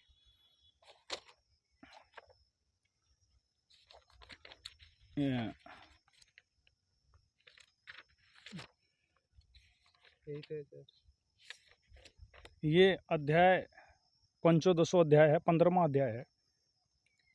इसके अंदर में है, श्री भगवान बोले, आदि पुरुष परमेश्वर रूप वाले मूल वाले, ऊर्ध्व मूलम अधय शाखम। आदि पुरुष परमेश्वर तो मूल वाला है, अधय शाखम नीचे की ओर ब्रह्मा रूप मुख शाखा वाले। जिस संसार रूपी पीपल के वृक्ष को अविनाशी कहते हैं, उस संसार रूपी वृक्ष की तीनों गुणों रूप यानी कि ब्रह्मा विष्णु शिव कोपल वाली नीचे और ऊपर सवस्त फैली हुई है। ना तो इसका आदि है और ना अंत है। संसार रूपी पीपल के वृक्ष को दृढ़ वैराग रूप शास्त्र द्वारा काटकर उसके पश्चात, ये अध्याय नंबर 15 का श्लोक नंबर 4 है, उसके पश्चात उस परम पुत्र रूप परमेश्वर को भलीभांति खोजना चाहिए, जिसमें गए हुए पुरुष फिर लौटकर संसार में नहीं आते, और जिस परमेश्वर से इस पुरातन संसार रूपी वृक्ष की प्रवृत्ति विस्तार को प्राप्त हुई है, उसी आदि पुरुष नारायण के मैं शरण हूं। अब आप बताइए कि श्रीमद् भगवत गीता जी के अध्याय 15 के श्लोक नंबर 4 में गीता ज्ञान दाता ब्रह्म, जिसको यह भूलवश श्री कृष्ण जी मान बैठे हैं, वह इसके अंदर में स्वीकार रहे हैं कि जिस परमात्मा से इस पूरे ब्रह्मांड की उत्पत्ति हुई, उसका उदाहरण देकर बता रहे हैं, पीपल रूपी वृक्ष का उदाहरण देकर समझाया है कि जिसका मूल वह परम अक्षर ब्रह्म है, वह पूर्ण परमात्मा है, और उसी से निकली हुई शाखा ब्रह्मा विष्णु शिव जी है। ये कह रहे हैं कि उस मूल परमात्मा के भी मैं शरण में हूँ। तो बताइए, क्या इनसे ऊपर परमात्मा नहीं हुए? गीता जी तो खुद सिद्ध कर रही है, गीता जी तो प्रमाणित कर रही है। ये पॉइंट नंबर पहला था। आपको अनेकों पॉइंटों से प्रमाणित करके दिखाएंगे जो हमारे संत रामपाल जी महाराज जी ने प्रमाणित किया है। आप देखिए, यह देखिए, इसमें कहा है कि श्री कृष्ण जी कह रहे हैं कि अगर ये कृष्ण जी मानते हैं उनको, तो उसी आदि पुरुष नारायण के मैं शरण हूँ। अगर ये श्री कृष्ण जी को ही मानते हैं सबसे पूर्ण परमात्मा है, तो वो कृष्ण जी इनके आधार से वो कह रहे हैं कि आदि पुरुष नारायण के मैं शरण हूँ, फिर वो किसके शरण में है? अब आपको दूसरा प्रमाण दिखाते हैं। ये अध्याय नंबर 8 का श्लोक नंबर 6 है। इसमें ब्रह्म भगवान कह रहे हैं कि हे कुंती पुत्र अर्जुन, यह मनुष्य अंत काल में जिस भी भाव को स्मरण करता हुआ शरीर का त्याग करता है, उस को ही प्राप्त होता है, क्योंकि यह सदा उसी भाव से भावित रहता है। ब्रह्म भगवान भगवत गीता जी में बता रहे हैं कि यह नियम है कि जो साधक जिस परमात्मा की भक्ति करता है उसी भाव में भावित रहता है, अंत समय में वो उसी का स्मरण करता हुआ उसी को प्राप्त होता है। अभी आपने पीछे अध्याय 15 के श्लोक नंबर 4 में देखा कि ब्रह्म भगवान, जिसको श्री कृष्ण जी मानते हैं, उन्होंने कहा कि मैं उस परमेश्वर के शरण हूं। अब आगे दिखाते हैं वह कौन है। ये देखिए, इसमें अभी आपने पीछे अध्याय 8 के श्लोक नंबर 6 में पढ़ा कि जो जिसकी साधना करता है उसी को प्राप्त रहता है। अगले मंत्र में कहा, इसलिए हे अर्जुन, अध्याय 8 के श्लोक नंबर 7 में कहा, इसलिए हे अर्जुन, तू सब समय में मेरा स्मरण कर और युद्ध भी कर। अर्पण किए हुए मन बुद्धि से युक्त होकर तू निसंदेह मुझको ही प्राप्त होगा। यह अध्याय 8 के श्लोक नंबर 7 में इन्होंने क्लियर कर दिया। ठीक अगले मंत्र में ये क्या कह रहे हैं, जिसको ये श्री कृष्ण जी मानते हैं? गीता ज्ञानदाता अगले मंत्र में कहता है, हे पार्थ, यह नियम है कि परमेश्वर के ध्यान के अभ्यास रूप योग से युक्त दूसरी ओर न जाने वाले चित्त से निरंतर चिंतन करता हुआ मनुष्य परम दिव्यम पुरुषम, परम प्रकाश रूप दिव्य पुरुष को, परमेश्वर को ही प्राप्त होता है। अब आप स्वयं बताइए, श्री कृष्ण जी ने अध्याय 8 के श्लोक नंबर 6 में और 7 में क्लियर किया कि जो जिसकी भक्ति करता है उसको प्राप्त होता है। तो श्री गीता ज्ञानदाता कह रहा है, अर्जुन तू मेरा स्मरण कर, मुझको ही प्राप्त होगा। फिर अध्याय 8 के श्लोक नंबर 8 में क्लियर करके बताया गया है कि उस परमेश्वर का ध्यान करेगा तो उसको प्राप्त होगा। तो श्री कृष्ण जी से ऊपर परमात्मा तो इसके अंदर साफ साफ दिखाया गया हुआ है। दर्शकों, जैसा कि अभी आपने गीता अध्याय 8 का श्लोक 8 पढ़ा, जिसमें लिखा है कि अभ्यास योग युक्तेन चेतसा नान्यगामिना परमं पुरुषं दिव्यं याति पार्थानुचिन्तयन्। भावार्थ, हे पार्थ, परमेश्वर के नाम जाप के अभ्यास रूप योग से युक्त अर्थात उस पूर्ण परमात्मा की पूजा में लीन दूसरी ओर न जाने वाले चित्त से निरंतर चिंतन करता हुआ भक्त परम दिव्य परमात्मा को अर्थात परमेश्वर को ही प्राप्त होता है। फिर अगले ही श्लोक यानी गीता अध्याय 8 श्लोक 9 व 10 में गीता ज्ञान बोलने वाले ने कहा कि कविं पुराणं अनुशासितारं अणोरणीयां समनुस्मरेद्यः सर्वस्य धातारमचिन्त्य रूपम् आदित्यवर्णं तमसः परस्तात्। भावार्थ, कबीरदेव अर्थात कबीर परमेश्वर जो कवि रूप में प्रसिद्ध होता है, वह अनादि, सबके नियंता सूक्ष्म से भी अति सूक्ष्म, सबके धारण पोषण करने वाला अचिंत्य स्वरूप सूर्य के सदृश नित्य प्रकाशमान है, जो साधक उस अज्ञान रूप अंधकार से अति परे सच्चिदानंद घन परमेश्वर का सुमरण करता है। प्रयाणकाले मनसाचलेन भक्त्या युक्तो योगबलेन चैव भ्रुवोर्मध्ये प्राणमावेश्य सम्यक् सतं परं पुरुषमुपैति दिव्यम्। भावार्थ, वह भक्ति युक्त साधक अंत काल में नाम के जाप की भक्ति के प्रभाव से भ्रिकुटी के मध्य में प्राण को अच्छी प्रकार स्थापित करके फिर निश्चल मन से अज्ञात दिव्य रूप परम भगवान को ही प्राप्त होता है। स्वयं देखो, गीता बोलने वाले ने ही अपने से अन्य उस परम अक्षर ब्रह्म को ही सबका धारण पोषण करने वाला बताया है, उसने अपने को नहीं बताया। वही गीता अध्याय 15 श्लोक 1 में गीता बोलने वाले ने संसार रूप वृक्ष का मूल रूपी परमात्मा परम अक्षर ब्रह्म को बता रखा है। तो इससे सिद्ध है कि सबका धारण पोषण करने वाला कोई और है। जैसे पूरे पेड़ का मूल यानी जड़ से ही धारण पोषण होता है, तो इसी प्रकार श्री कृष्ण जी तो सबका धारण पोषण करने वाला भी नहीं है। चलिए दर्शकों, डिबेट में आगे बढ़ते हैं और जानते हैं इस डिबेट से गीता के और क्या रहस्य निकलकर सामने आते हैं। तो इनका ज्ञान तो वैसे ही झूठा है, गलत है, किसी प्रकार का इनका कोई आधार नहीं है। कहते तो हैं, बात तो करते हैं गीता जी की, और इनकी सर्व साधना गीता जी के विपरीत है। अब देखिए, आपको 2 प्रमाणों से 2 पॉइंटों से सिद्ध हुआ। प्रमाण नंबर आपको तीसरा दिखाते हैं कि श्री कृष्ण जी जिनको ये मानते हैं वह ब्रह्म से ऊपर कौन परमात्मा है। देखिए, अध्याय नंबर 18 के श्लोक नंबर हम 62 में आते हैं।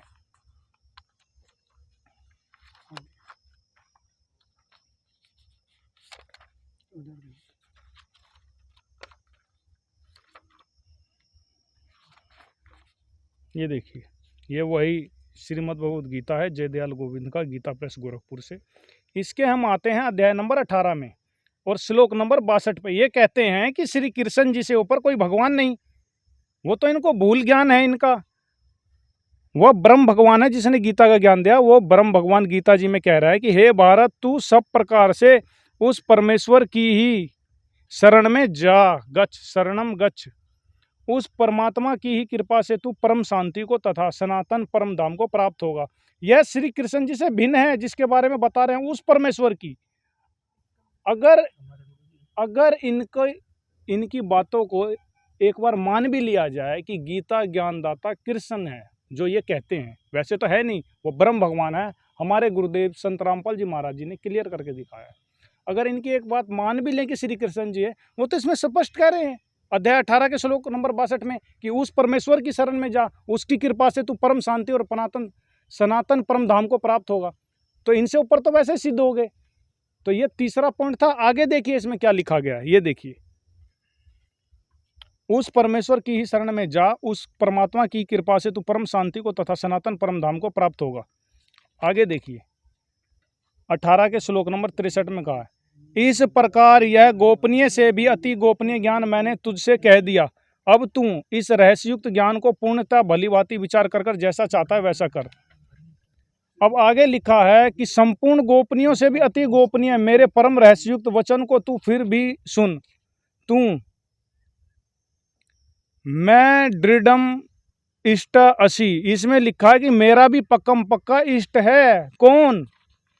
वाह, परम अक्षर ब्रह्म, जिसके बारे में कहा उस परमेश्वर की शरण में जा। उसके बारे में गीता ज्ञानदाता कहता है कि मैं दृढ़म इष्टम असी, मेरा भी वह इष्ट देव है। आगे देखिए, यहाँ पे इन्होंने इष्ट का अर्थ प्रिय कर दिया, जो कि इष्ट का अर्थ पूज्य होता है। ये देखिए, इष्ट मने पूजित, इष्ट मने पूजित। यहाँ गीता ज्ञान दाता कह रहा है कि मेरा भी पक्कम पक्का इष्ट है, मेरा भी पूज्य है। जो आपने अध्याय 15 के श्लोक नंबर 4 में देखा, वो कहता है गीता ज्ञानदाता कि मैं उसी परमेश्वर के शरण में हूँ।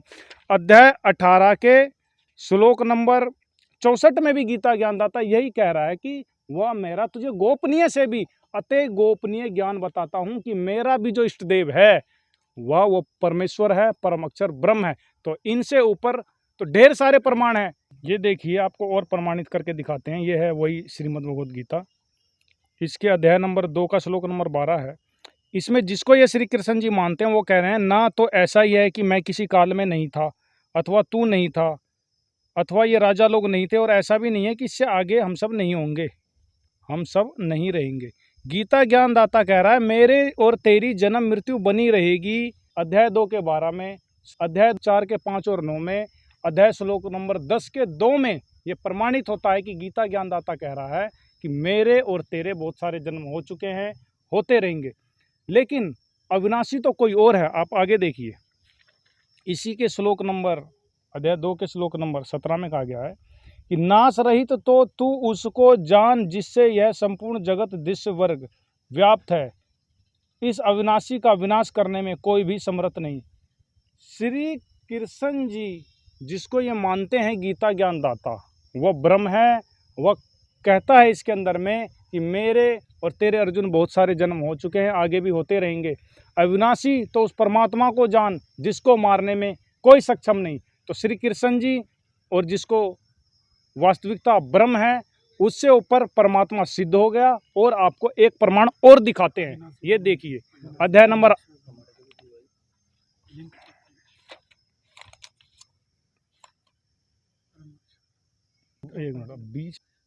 अब ये देखिए, इसके अंदर में जो गीता ज्ञानदाता कह रहा है जिस अविनाशी के बारे में, उसके बारे में फिर अर्जुन ने पूछा। यह अध्याय नंबर 8 का श्लोक नंबर 1 है। इसमें कह रहा है अर्जुन कि हे पुरुषोत्तम, वह ब्रह्म क्या है, अध्यात्म क्या है, कर्म क्या है। तो इसका जवाब अध्याय श्लोक नंबर 8 के अध्याय 8 के श्लोक नंबर 3 में दिया है। इस प्रकार अर्जुन के प्रश्न करने पर श्री भगवान बोले, अर्जुन वह परम अक्षर ब्रह्म है, परम अक्षर ब्रह्म, परम अक्षर ब्रह्म है, जो गीता ज्ञानदाता से भिन्न है। तो अभी आपने ढेर सारे प्रमाण देखे जो हमारे गुरुदेव संत रामपाल जी महाराज जी ने अनेकों इंटरनेशनल चैनल पे लाइव होके ये सारे प्रमाण दिखाते रहते हैं, दिखा रखा है और प्रमाण किया हुआ है। तो गीता जी से ही गीता का ज्ञान सिद्ध होता है। सत्य। ये भी इस चर्चा में आपको कौन सा श्लोक और कौन सी बात गलत लगी? किशन जी अपने शरण में आने के लिए बोल रहे हैं, किसी और के शरण में जाने के लिए नहीं बोल रहे हैं। ये सरासर झूठ बात है। गीता में भगवान श्री कृष्ण ने कहा है कि सर्वधर्मान परित्यज्य माम एकम शरणम वज्र अहम तम सर्व पापेभ्य मोक्षयिष्यामि मा शुचः। वो कह रहे हैं कि हे अर्जुन, सारे धर्मों को मुझ में त्याग कर मेरी शरण में आ जा। वो अपनी शरण में आने को कह रहे हैं, शरणागत होने को कह रहे हैं। तो इनका ये प्रश्न अभी उठा है कि श्री कृष्ण जी अर्जुन को अपनी शरण में आने को कह रहे हैं, ना कि किसी और परमेश्वर की शरण में जाने को कह रहे हैं। तो मैं संत रामपाल जी के अनुयायियों से इसका जवाब ले लेता हूँ। तो जैसा कि इनका प्रश्न है कि संत रामपाल जी तोड़ मरोड़ कर गीता बता रहे हैं, गीता को गलत कोट कर रहे हैं कि भगवान तो अपनी शरण में आने को कह रहे हैं, आपने कुछ और सिद्ध कर दिया। जी देखिए, हमारे संत रामपाल जी महाराज जी बार बार दिखा रहे प्रमाण हैं। ये कह रहे हैं ना कि अपने शरण में आने के लिए कहा। अध्याय 2 के श्लोक नंबर 7 में अर्जुन जी तो पहले ही कह रहे हैं कि मैं आपका शिष्य हूँ, आपकी शरण में हूँ, आप प्रमाण देखिए। ये देखिए, ये वही श्रीमद् भगवद गीता है जयदयाल गोविंद का से, और ये अध्याय 2 का श्लोक नंबर 7 है। इसमें देखिए अर्जुन कहता है कि आपसे पूछता हूँ कि जो साधन निश्चित कल्याणकारक हो वह मेरे लिए कहिए, क्योंकि मैं आपका शिष्य हूँ, इसलिए आपके शरण हुए मुझको शिक्षा दीजिए। इसके अंदर भगवत गीता जी के अध्याय नंबर 2 के श्लोक नंबर 7 में अर्जुन पहले ही क्लियर कर चुका है कि मैं आपका शिष्य हूँ। फिर 18 अध्याय के श्लोक नंबर 66 में तो ये बोलना ही नहीं बनता कि आप मेरी शरण में आ जाओ। श्री कृष्ण जी की शरण में तो अर्जुन पहले से ही था। रही बात अध्याय 18 के श्लोक नंबर 66 में, तो हम इसको उनकी भगवत गीता जी से ही सिद्ध करके दिखाते हैं। आप देखिए इनकी गीता में क्या लिखा है, दिखाइए आप अपनी गीता जी में। दिखाओ कहाँ? ये देखिए आपकी ही गीता में अध्याय 18 का श्लोक नंबर 66, सर्वधर्मान परित्यज्य माम एकम शरणम व्रज अहं तम सर्वो पापो भय मोक्षयामि मा शुचः। इसका अनुवाद देखिए, समस्त प्रकार के धर्मों का परित्याग करो और मेरी शरण में आओ। बल्कि ब्रज का अर्थ यहाँ मूल संस्करण में देखिए, ब्रज का अर्थ होता है जाओ। उन्होंने ही किया है। ऊपर तो लिखा है जाओ और नीचे इन्होंने करा है घुमाओ। ये देखिए, उसमें ही दिया हुआ ऊपर इन्होंने जो संस्कृत के अर्थ किए, इसमें लिखा है जाओ। ऊपर जाओ लिखा है और नीचे इन्होंने घुमाओ करा है, आओ कर दिया। ऊपर जाओ नीचे घुमाओ। ये इनका गीता जी का भूल ज्ञान है। इस पे भी मेरा बोलने का एक पॉइंट है। अगर श्री कृष्ण जी बोल रहे हैं कि शरण में जाओ, तो वो किसकी शरण में जाने भेज रहे हैं? वो तो खुद ही पूर्ण परमात्मा खड़े हैं, तो जाने के किसकी शरण में बोल रहे हैं? इसमें तो आप संशय, आप भगत समाज को संशय में डाल रहे हो। जैसा कि इनका ये प्रश्न है कि कृष्ण जी तो अपनी शरण में आने को कह रहे हैं, वो किसकी शरण में जाने को कहेंगे जो खुद ही परमात्मा है? जी देखिए, अभी इससे पहले जो आपको ढेर सारे प्रमाण संत रामपाल जी महाराज जी के सत्संगों से और उनके ज्ञान से, उनके प्रमाण से लेके दिखाया गया है कि वह परम अक्षर ब्रह्म है, वह गीता ज्ञानदाता से भिन्न है, वह कबीर देव है, कबीर साहब है, परम अक्षर ब्रह्म है, परम दिव्य पुरुष है जिसको गीता जी में कहा गया है और जिसको संतों ने कबीर देव कहा है, वेदों में कबीर देव कहा गया है, उसके शरण में जाने के लिए कहा गया है। और एक बात है जिसमें मान लीजिए मैं बता रहा हूँ 1862 में जो बोला गया है कि तमेव शरणम गच्छ सर्वभवन भारत, तो उसमें भी तो जाने के लिए बोला जा रहा। तो अगर ये बोल रहे हैं कि आने के लिए बोला तो 62 वाला इसका मतलब गलत है, दोनों मिलाएंगे। अगर ब्रज माने यहाँ पर जाना अर्थ लिखा हुआ है, इन्हीं के इसमें इस्कोन वाला में लिखा हुआ है कि ब्रज माने जाना, गो माने जाना, तो फिर आना कैसे होगा? उसका जब अनुवाद करेंगे तो आना होगा ना। हम गो का कहीं सेंटेंस बनाएंगे तो इसमें थोड़ी बोलेंगे कि यहाँ आओ, हम लोगों ने जाओ, कहीं भी बोलना है गो माने गो देयर, गो टू। जैसा कि अभी अनुयायियों ने बताया, कृष्ण जी दूसरे की शरण में जाने को कह रहे हैं, तो अभी उन्होंने कुछ प्रमाण का हवाला दिया, तो सर आप इनके बारे में क्या कहना चाहिए? ये सब तोड़ मरोड़ के बता रहे हैं, झूठ बोलते हैं, ये कोई सच्चाई नहीं है। तो सर आप क्या कहेंगे? सर सच्चाई नहीं है, आपके गीता से हम लोगों ने दिखा दिया, फिर बोलते हैं सच्चाई नहीं, इसका मतलब आपको ज्ञान नहीं है। तो मैं इस डिबेट में आगे बढ़ता हूँ और इनके अनुयायियों से और भी आरोप और इनका जो सवाल है वो मैं उठा लेता हूँ। तो सर आप क्या कहना चाहेंगे इनके बारे में? हरे कृष्णा। संत रामपाल जी महाराज के शिष्यों से ये पूछना चाहता हूँ मैं कि एकादशी के व्रत को मना क्यों करते हैं वो? ये सतयुग से चली आई परंपरा है और वे पितर पूजा को भी मना करते हैं, पिंडदान को भी मना करते हैं। ऐसा क्यों? 40 साल से मैं भक्ति कर रहा हूँ कृष्णा की, लेकिन आज तक मैंने कभी नहीं देखा ऐसे। तुम तोड़ मरोड़ के बता रहे हो गीता जी में से, ये कोई सत्य नहीं है, ये सब कुछ झूठ है। हरे कृष्णा हरे कृष्णा। जैसा कि दर्शकों आपने देखा कि माहौल बहुत गर्म हो चुका है, तो मैं अब संत रामपाल जी महाराज के अनुयायियों से इसका जवाब लेता हूँ कि व्रत, श्राद्ध पूजा और पितर पूजा को गीता में क्या वास्तव में मना कर रखा है? ऐसा इस्कॉन जो धर्माचार्य है उनका कहना है कि ये बातें तोड़ मरोड़ कर पेश कर रहे हैं। तो सर आपका क्या कहना है? जी देखिए, अगर किसी चीज़ को, तथ्य को प्रमाणित करने के लिए चिल्लाने की अवस्था हो, उत्तेजित होने की जरूरत पड़े, तो वो प्रमाण की कभी आवश्यकता पड़ती नहीं। सब चिल्ला के ही अपने बात को प्रूव कर देते एविडेंस के तौर पे। लेकिन हमारी भगवत गीता जी क्या कह रही है? संत रामपाल जी महाराज जी ने, हमारे गुरुदेव जी ने प्रमाणित करके बताया है और बार बार दिखाया है, सभी इंटरनेशनल चैनलों पे दिखाया है कि व्रत करना गीता जी में निषेध है, पितर पूजा गीता जी में निषेध है। हम आपको प्रमाण दिखाते हैं, ये देखिए, ये वही श्रीमद् भगवत गीता जी है। जय दयाल गोविंद का जी इनके अनुवादक हैं और इसके अध्याय 6 के श्लोक नंबर 16 में ये देखिए, ये है, इसमें कहा गया है कि हे अर्जुन, यह योग यानी भक्ति ना तो बहुत खाने वाले का और ना बिल्कुल न खाने वाले का। गीता ज्ञानदाता कह रहा है जो भक्ति है, जो बिल्कुल नहीं खाता, व्रत करता है, तथा न बहुत शयन करने वाले का या जो ज़्यादा सोता है, और न सदा जागने वाले का ही सिद्ध होता है। गीता ज्ञानदाता अध्याय 6 के श्लोक नंबर 16 के अंदर में क्लियर करके कह रहा है कि ये जो भक्ति है यह व्रत करने से सफल नहीं होगी, या जो बहुत ज़्यादा खाता हो उसकी भी सफल नहीं होती। तो गीता में, भगवत गीता जी में तो निषेध किया गया व्रत को। ये कहते हैं एकादशी का व्रत करो, तो हम इनकी माने या भगवत गीता जी की माने? हमारा मोक्ष, हमारी मुक्ति इस भगवत गीता जी के बताए हुए ज्ञान के आधार से होगी, ना कि इनके आधार से।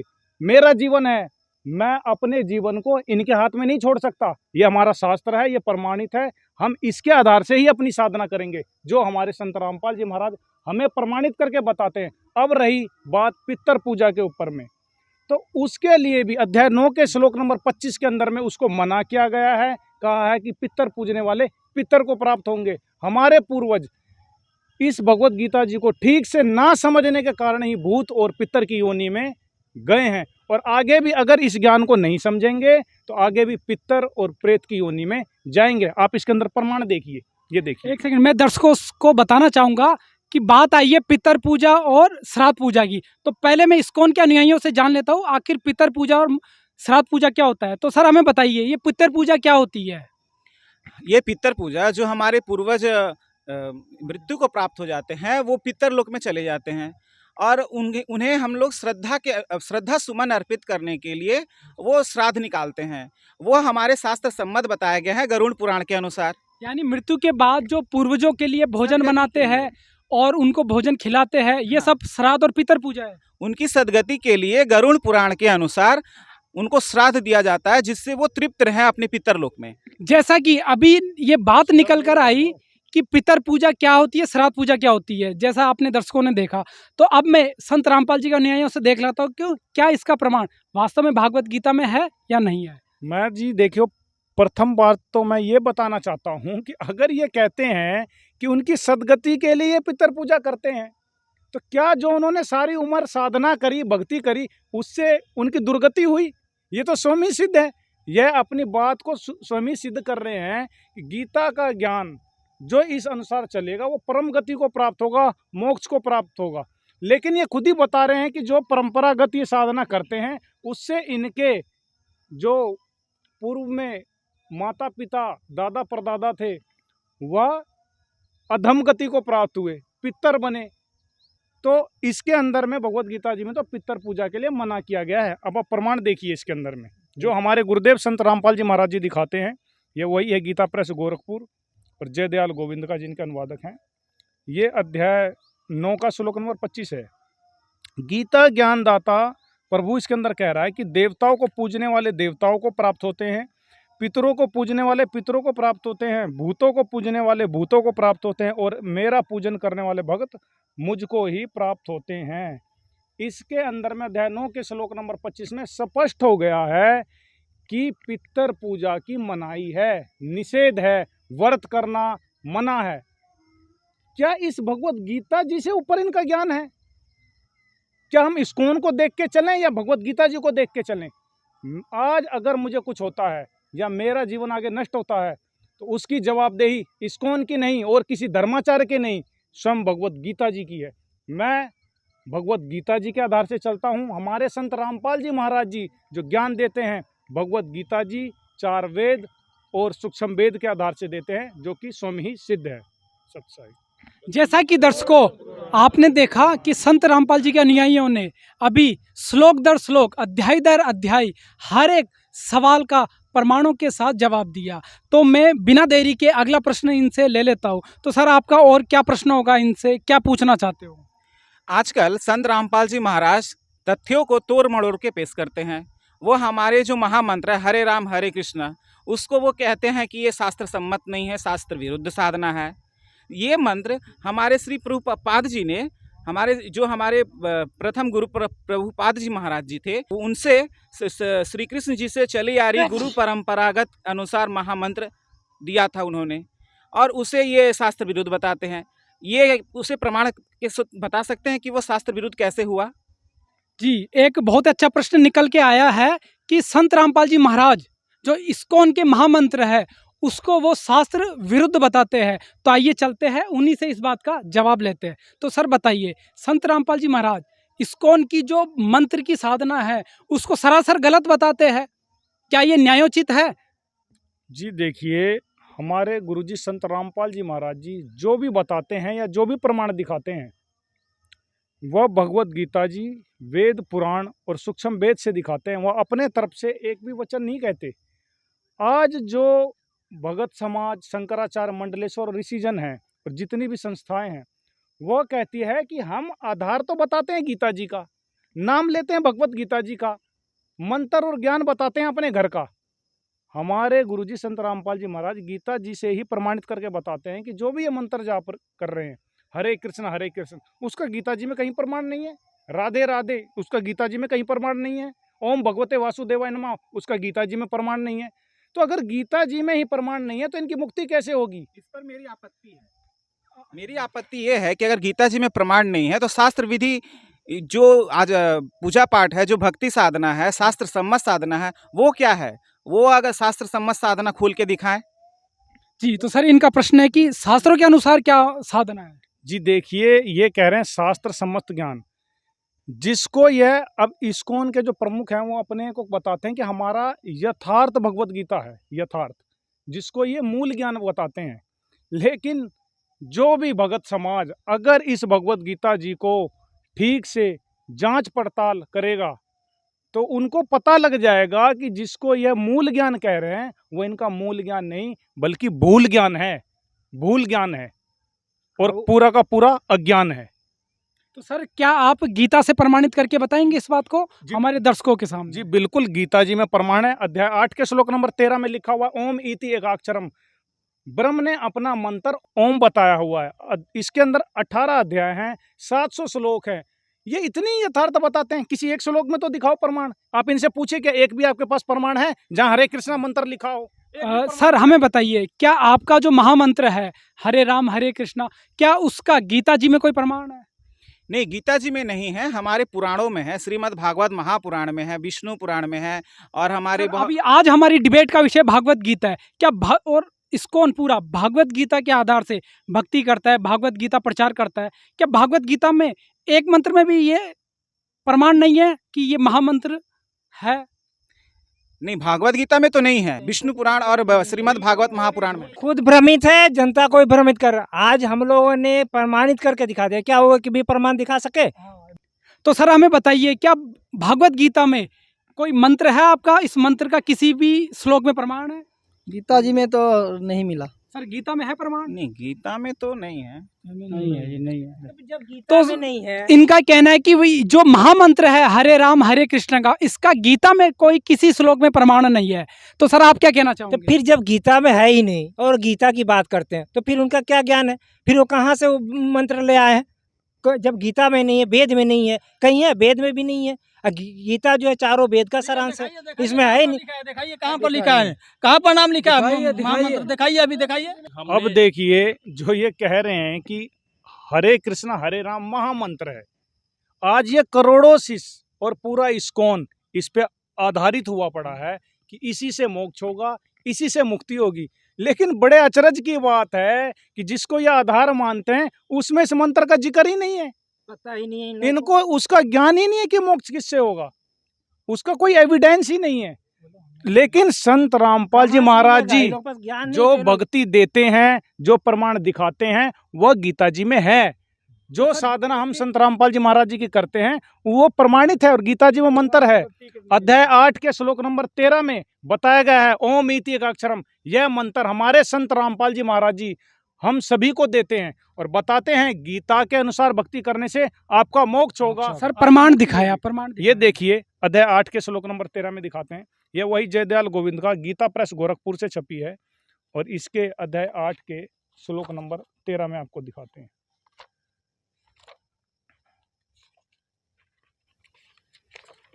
ये देखिए, ये अध्याय 8 का श्लोक नंबर 13 है। इसमें है ओम इति एकाक्षरम। ओम इस एक अक्षर ब्रह्म को उच्चारण करता हुआ मुझ ब्रह्म का चिंतन करता हुआ शरीर त्याग कर जाता है, वह पुरुष परम गति को प्राप्त होता है। यह ओम मंत्र है, यह ब्रह्म का मंत्र है, काल का मंत्र है, ब्रह्मा विष्णु शिव जी के पिता का मंत्र है, दुर्गा देवी के पति का मंत्र है। ठीक इससे भिन्न जो परम अक्षर ब्रह्म है उसका मंत्र अध्याय 17 के श्लोक नंबर 23 में बताया गया है, जो हमारे गुरुदेव संत रामपाल जी महाराज जी हम सभी को भक्ति विधि में देते हैं। अब आपको वो नेक्स्ट दिखाएंगे उस परम अक्षर ब्रह्म का क्या मंत्र है। ये देखिए, ये वही जयदयाल गोविंद का जी की भगवत गीता जी है, अनुवादक हैं और इसके अध्याय नंबर 17 के श्लोक नंबर 23 में आते हैं।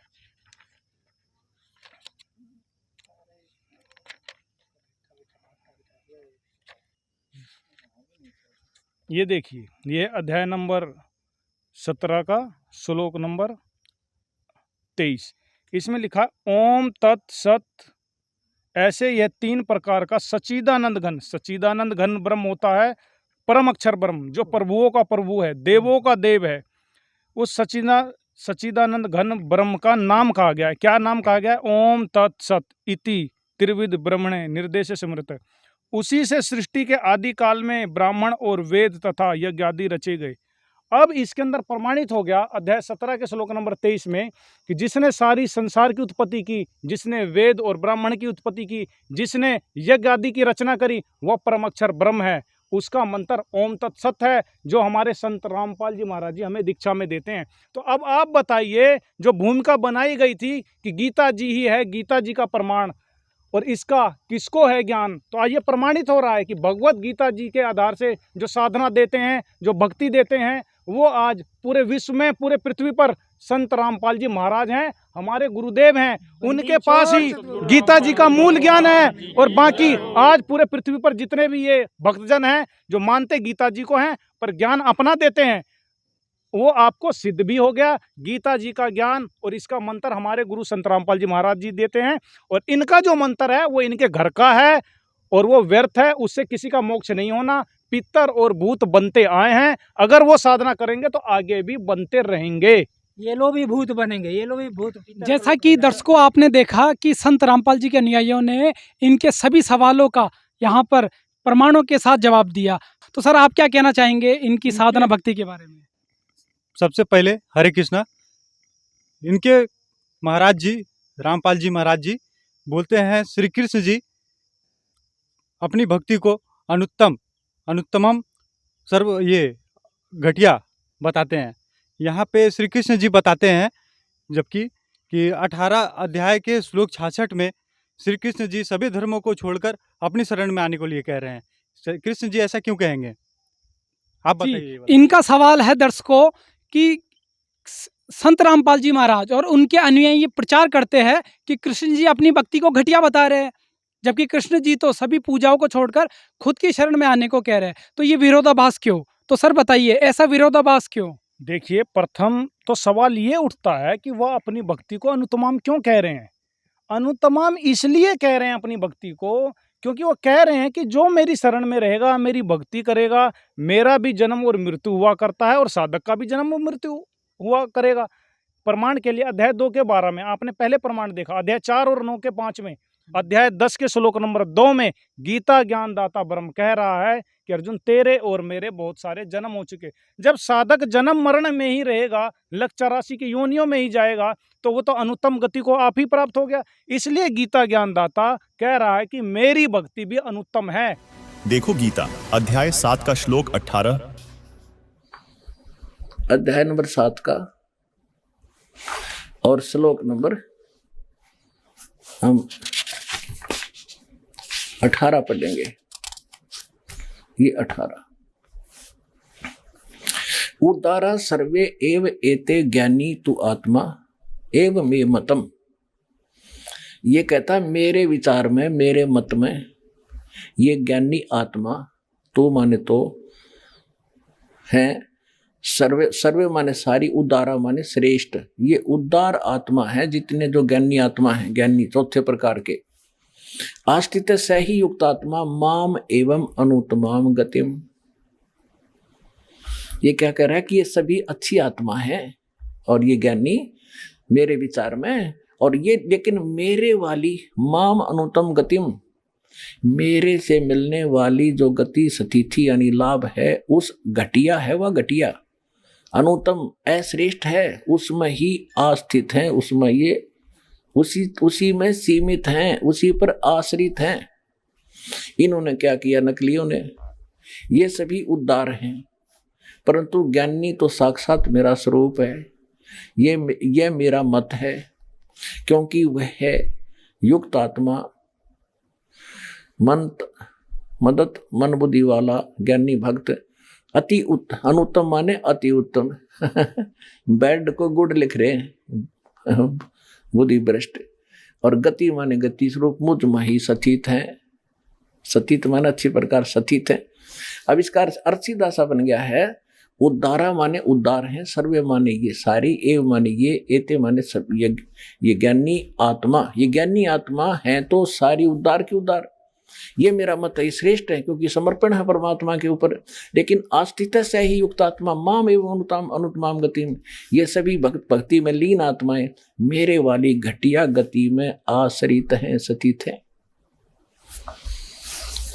अब इसने अपनी साधना घटिया क्यों बताया? जैसे दास ने बहुत बार बताया आपको, और आज भी क्लियर किया इस सत्संग के दौरान। जैसे आपको बताया कि ऋषियों ने हठ योग तो ले लिया ब्रह्मा जी से, इसको आकाशवाणी हुई थी। देवी भागवत के 3रे स्कंद में कभी पढ़ाएंगे आपको कंप्लीट, उसमें लिखा है। तो वो तो वहां से ले लिया, और वेद मिले बाद में उसमें ओम मंत्र, कोई मंत्र नहीं दूसरा। तो इन्होंने ओम मंत्र को पूर्ण परमात्मा मान। जैसे देवी भागवत में आपने पढ़ा, देवी भागवत के अंदर देवी खुद कह रही है ब्रह्म को, ये अक्षर ब्रह्म है। अक्षर पुरुष, गीता अध्याय नंबर 15 के श्लोक 16 में 2 पुरुष हैं, सर पुरुष और अक्षर पुरुष, और तीसरा परम अक्षर पुरुष वो है सर्वशक्तिमान। तो ये ब्रह्म को ही तो अक्षर पुरुष कह रही है, ब्रह्म को ये परमात्मा कह रही है, ब्रह्म को ये परम अक्षर ब्रह्म कह रही है। दर्शकों, गीता अध्याय 7 श्लोक 18, इसमें अनुत्तम लिखा है। अनुत्तम का अर्थ घटिया होता है। घटिया इसीलिए बताया है कि गीता ज्ञान बोलने वाले की जन्म मृत्यु भी होती है, और जो इसकी भक्ति करेगा उसकी भी होती है। इस विषय में गीता ज्ञान बोलने वाले ने स्वयं गीता अध्याय 8 श्लोक 16 में कहा है कि हे अर्जुन, ब्रह्मलोक पर्यंत सब लोक पुनरावृत्ति अर्थात बारंबार उत्पत्ति नाश में है। इसलिए उसने अपने से उत्तम पुरुष के बारे में अध्याय 18 के श्लोक नंबर 62 में कहा कि सर्वभाव से अर्जुन उस परमेश्वर की शरण में जा, जिसकी कृपा से तू परम शांति को, परम सनातन धर्म को प्राप्त होगा। उसके ठीक अगले अध्याय 18 के श्लोक नंबर 63 में कहा है कि ये मैंने गुप्त से गुप्त बात तुझे बता दी, अब तू जैसा चाहता है वैसा कर। अध्याय 18 के श्लोक नंबर 64 में कहा कि जो वो परम अक्षर ब्रह्म है वो मेरा भी इष्ट है।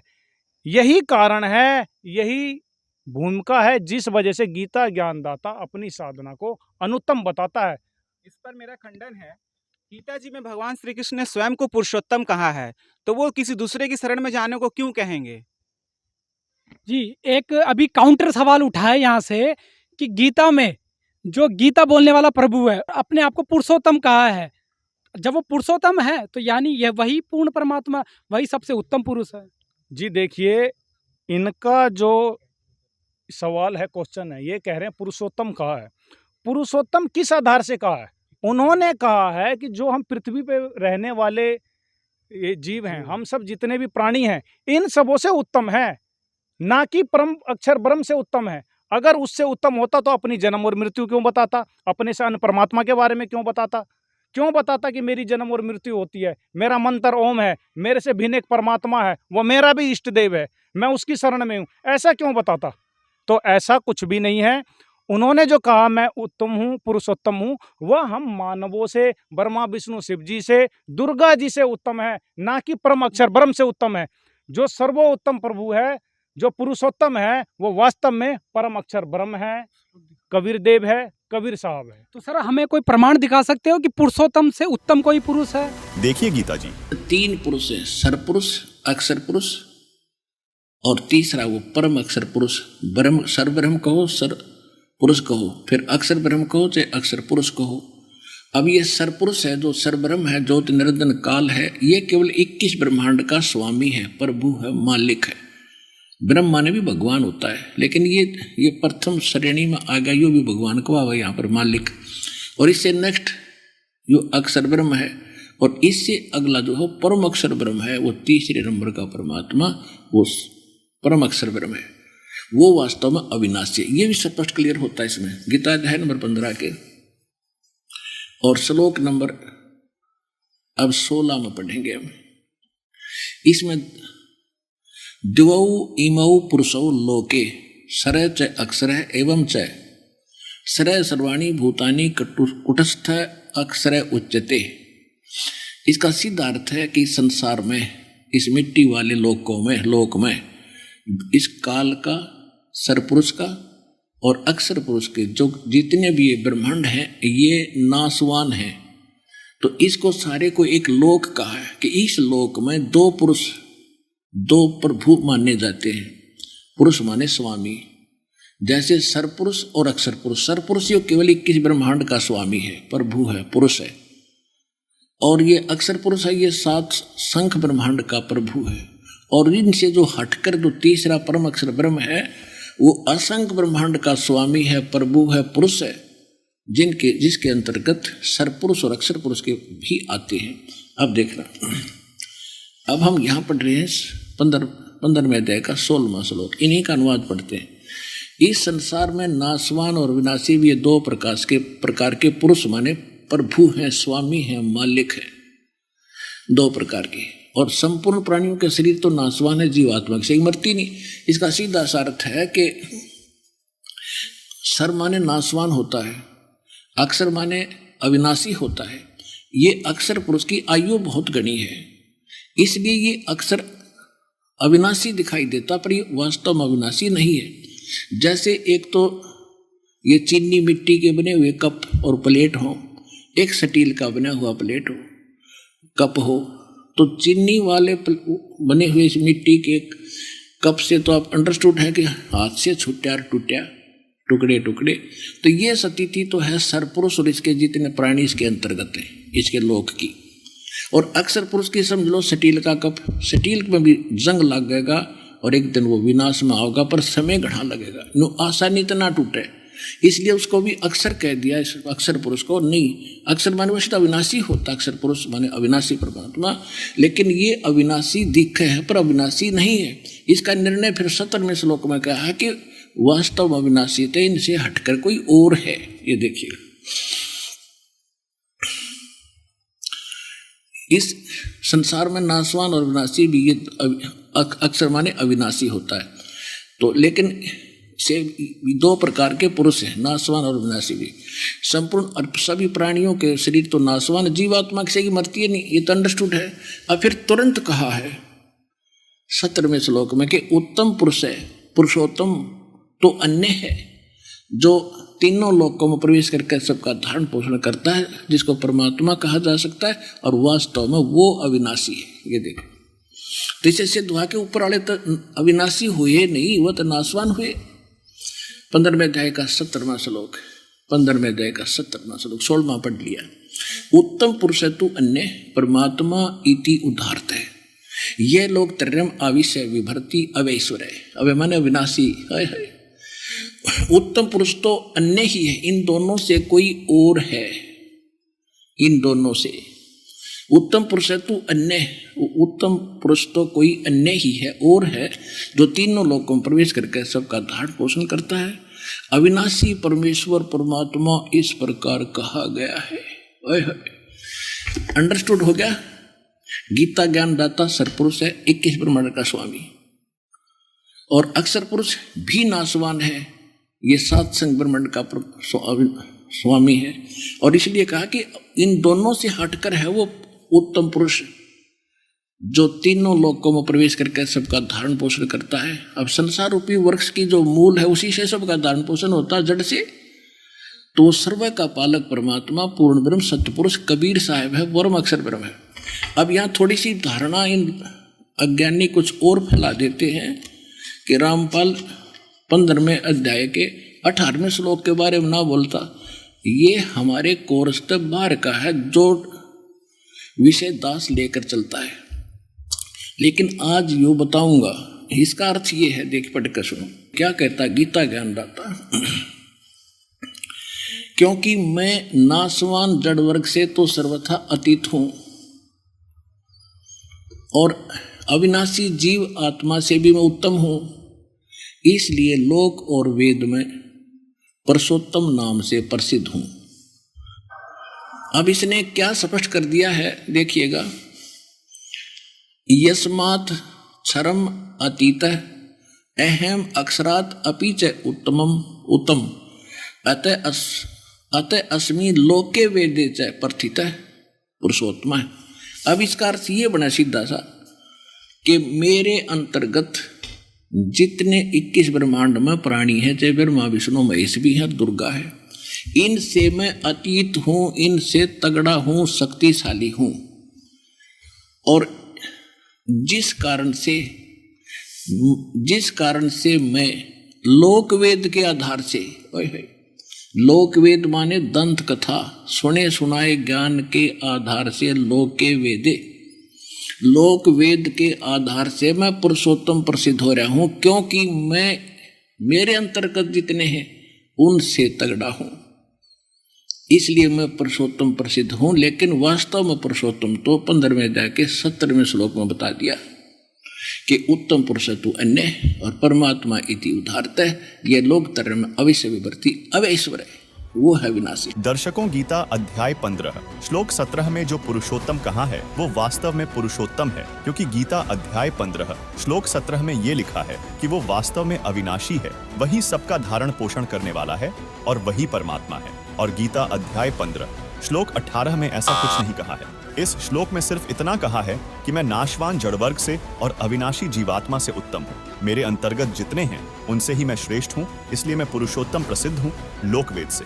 इसमें न तो अपने को इसने तीनों लोकों में प्रवेश करके सबका धारण पोषण करने वाला कह रखा है, और न ही अपने को अविनाशी कहा है, और न ही इसने परमात्मा कहा है, और न पुरुषोत्तम। पुरुषोत्तम इसलिए कहा है कि मेरे अंतर्गत जितने जीव हैं उनसे ताकतवर हूँ। दर्शकों, इससे सिद्ध है कि गीता ज्ञान बोलने वाला प्रभु पुरुषोत्तम नहीं है, बल्कि पुरुषोत्तम तो गीता अध्याय 15 श्लोक 17 में बताया गया परमात्मा है। अभी आपको ढेर सारे प्रमाण दिखाए, अध्याय 18 के श्लोक नंबर 62 में, अध्याय 15 के श्लोक नंबर 4 में, अध्याय 2 के श्लोक नंबर 17 में, अध्याय 8 में आपने ढेर सारे प्रमाण देखे हैं जो गीता ज्ञानदाता से ऊपर परम अक्षर ब्रह्म के विषय में गीता ज्ञानदाता जाने के लिए कहता है। इतना सारा प्रमाण देखने के बाद भी अगर उनको समझ में नहीं आता है तो फिर हम लोग क्या कर सकते हैं इसमें? इसके ऊपर में हमारे गुरुजी कहते हैं कि मोती मुक्ता दर्शत नाही, यह जग है सब अंधरे, दिखत के तो नैन चिसम है इनके प्रिया मोतिया बिंदरे। आज हमारे गुरुदेव जी इंटरनेशनल चैनल पे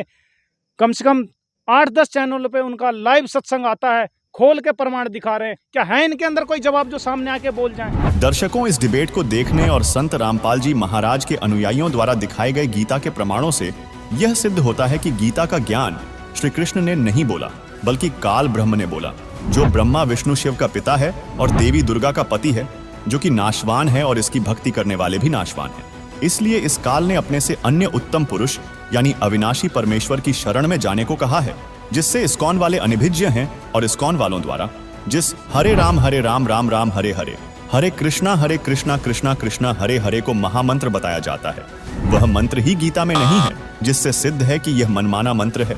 और गीता अध्याय 16 श्लोक 23 के अनुसार मनमानी साधना से कोई लाभ नहीं होता। तो दर्शकों, अब फैसला आपको करना है कि क्या सत्य है और क्या असत्य, तथा यदि आपको मानव जीवन का कल्याण करवाना है तो निर्णय आपको लेना है कि संत रामपाल जी महाराज के पास भक्ति साधना सही है या इस्कॉन वालों के पास। धन्यवाद।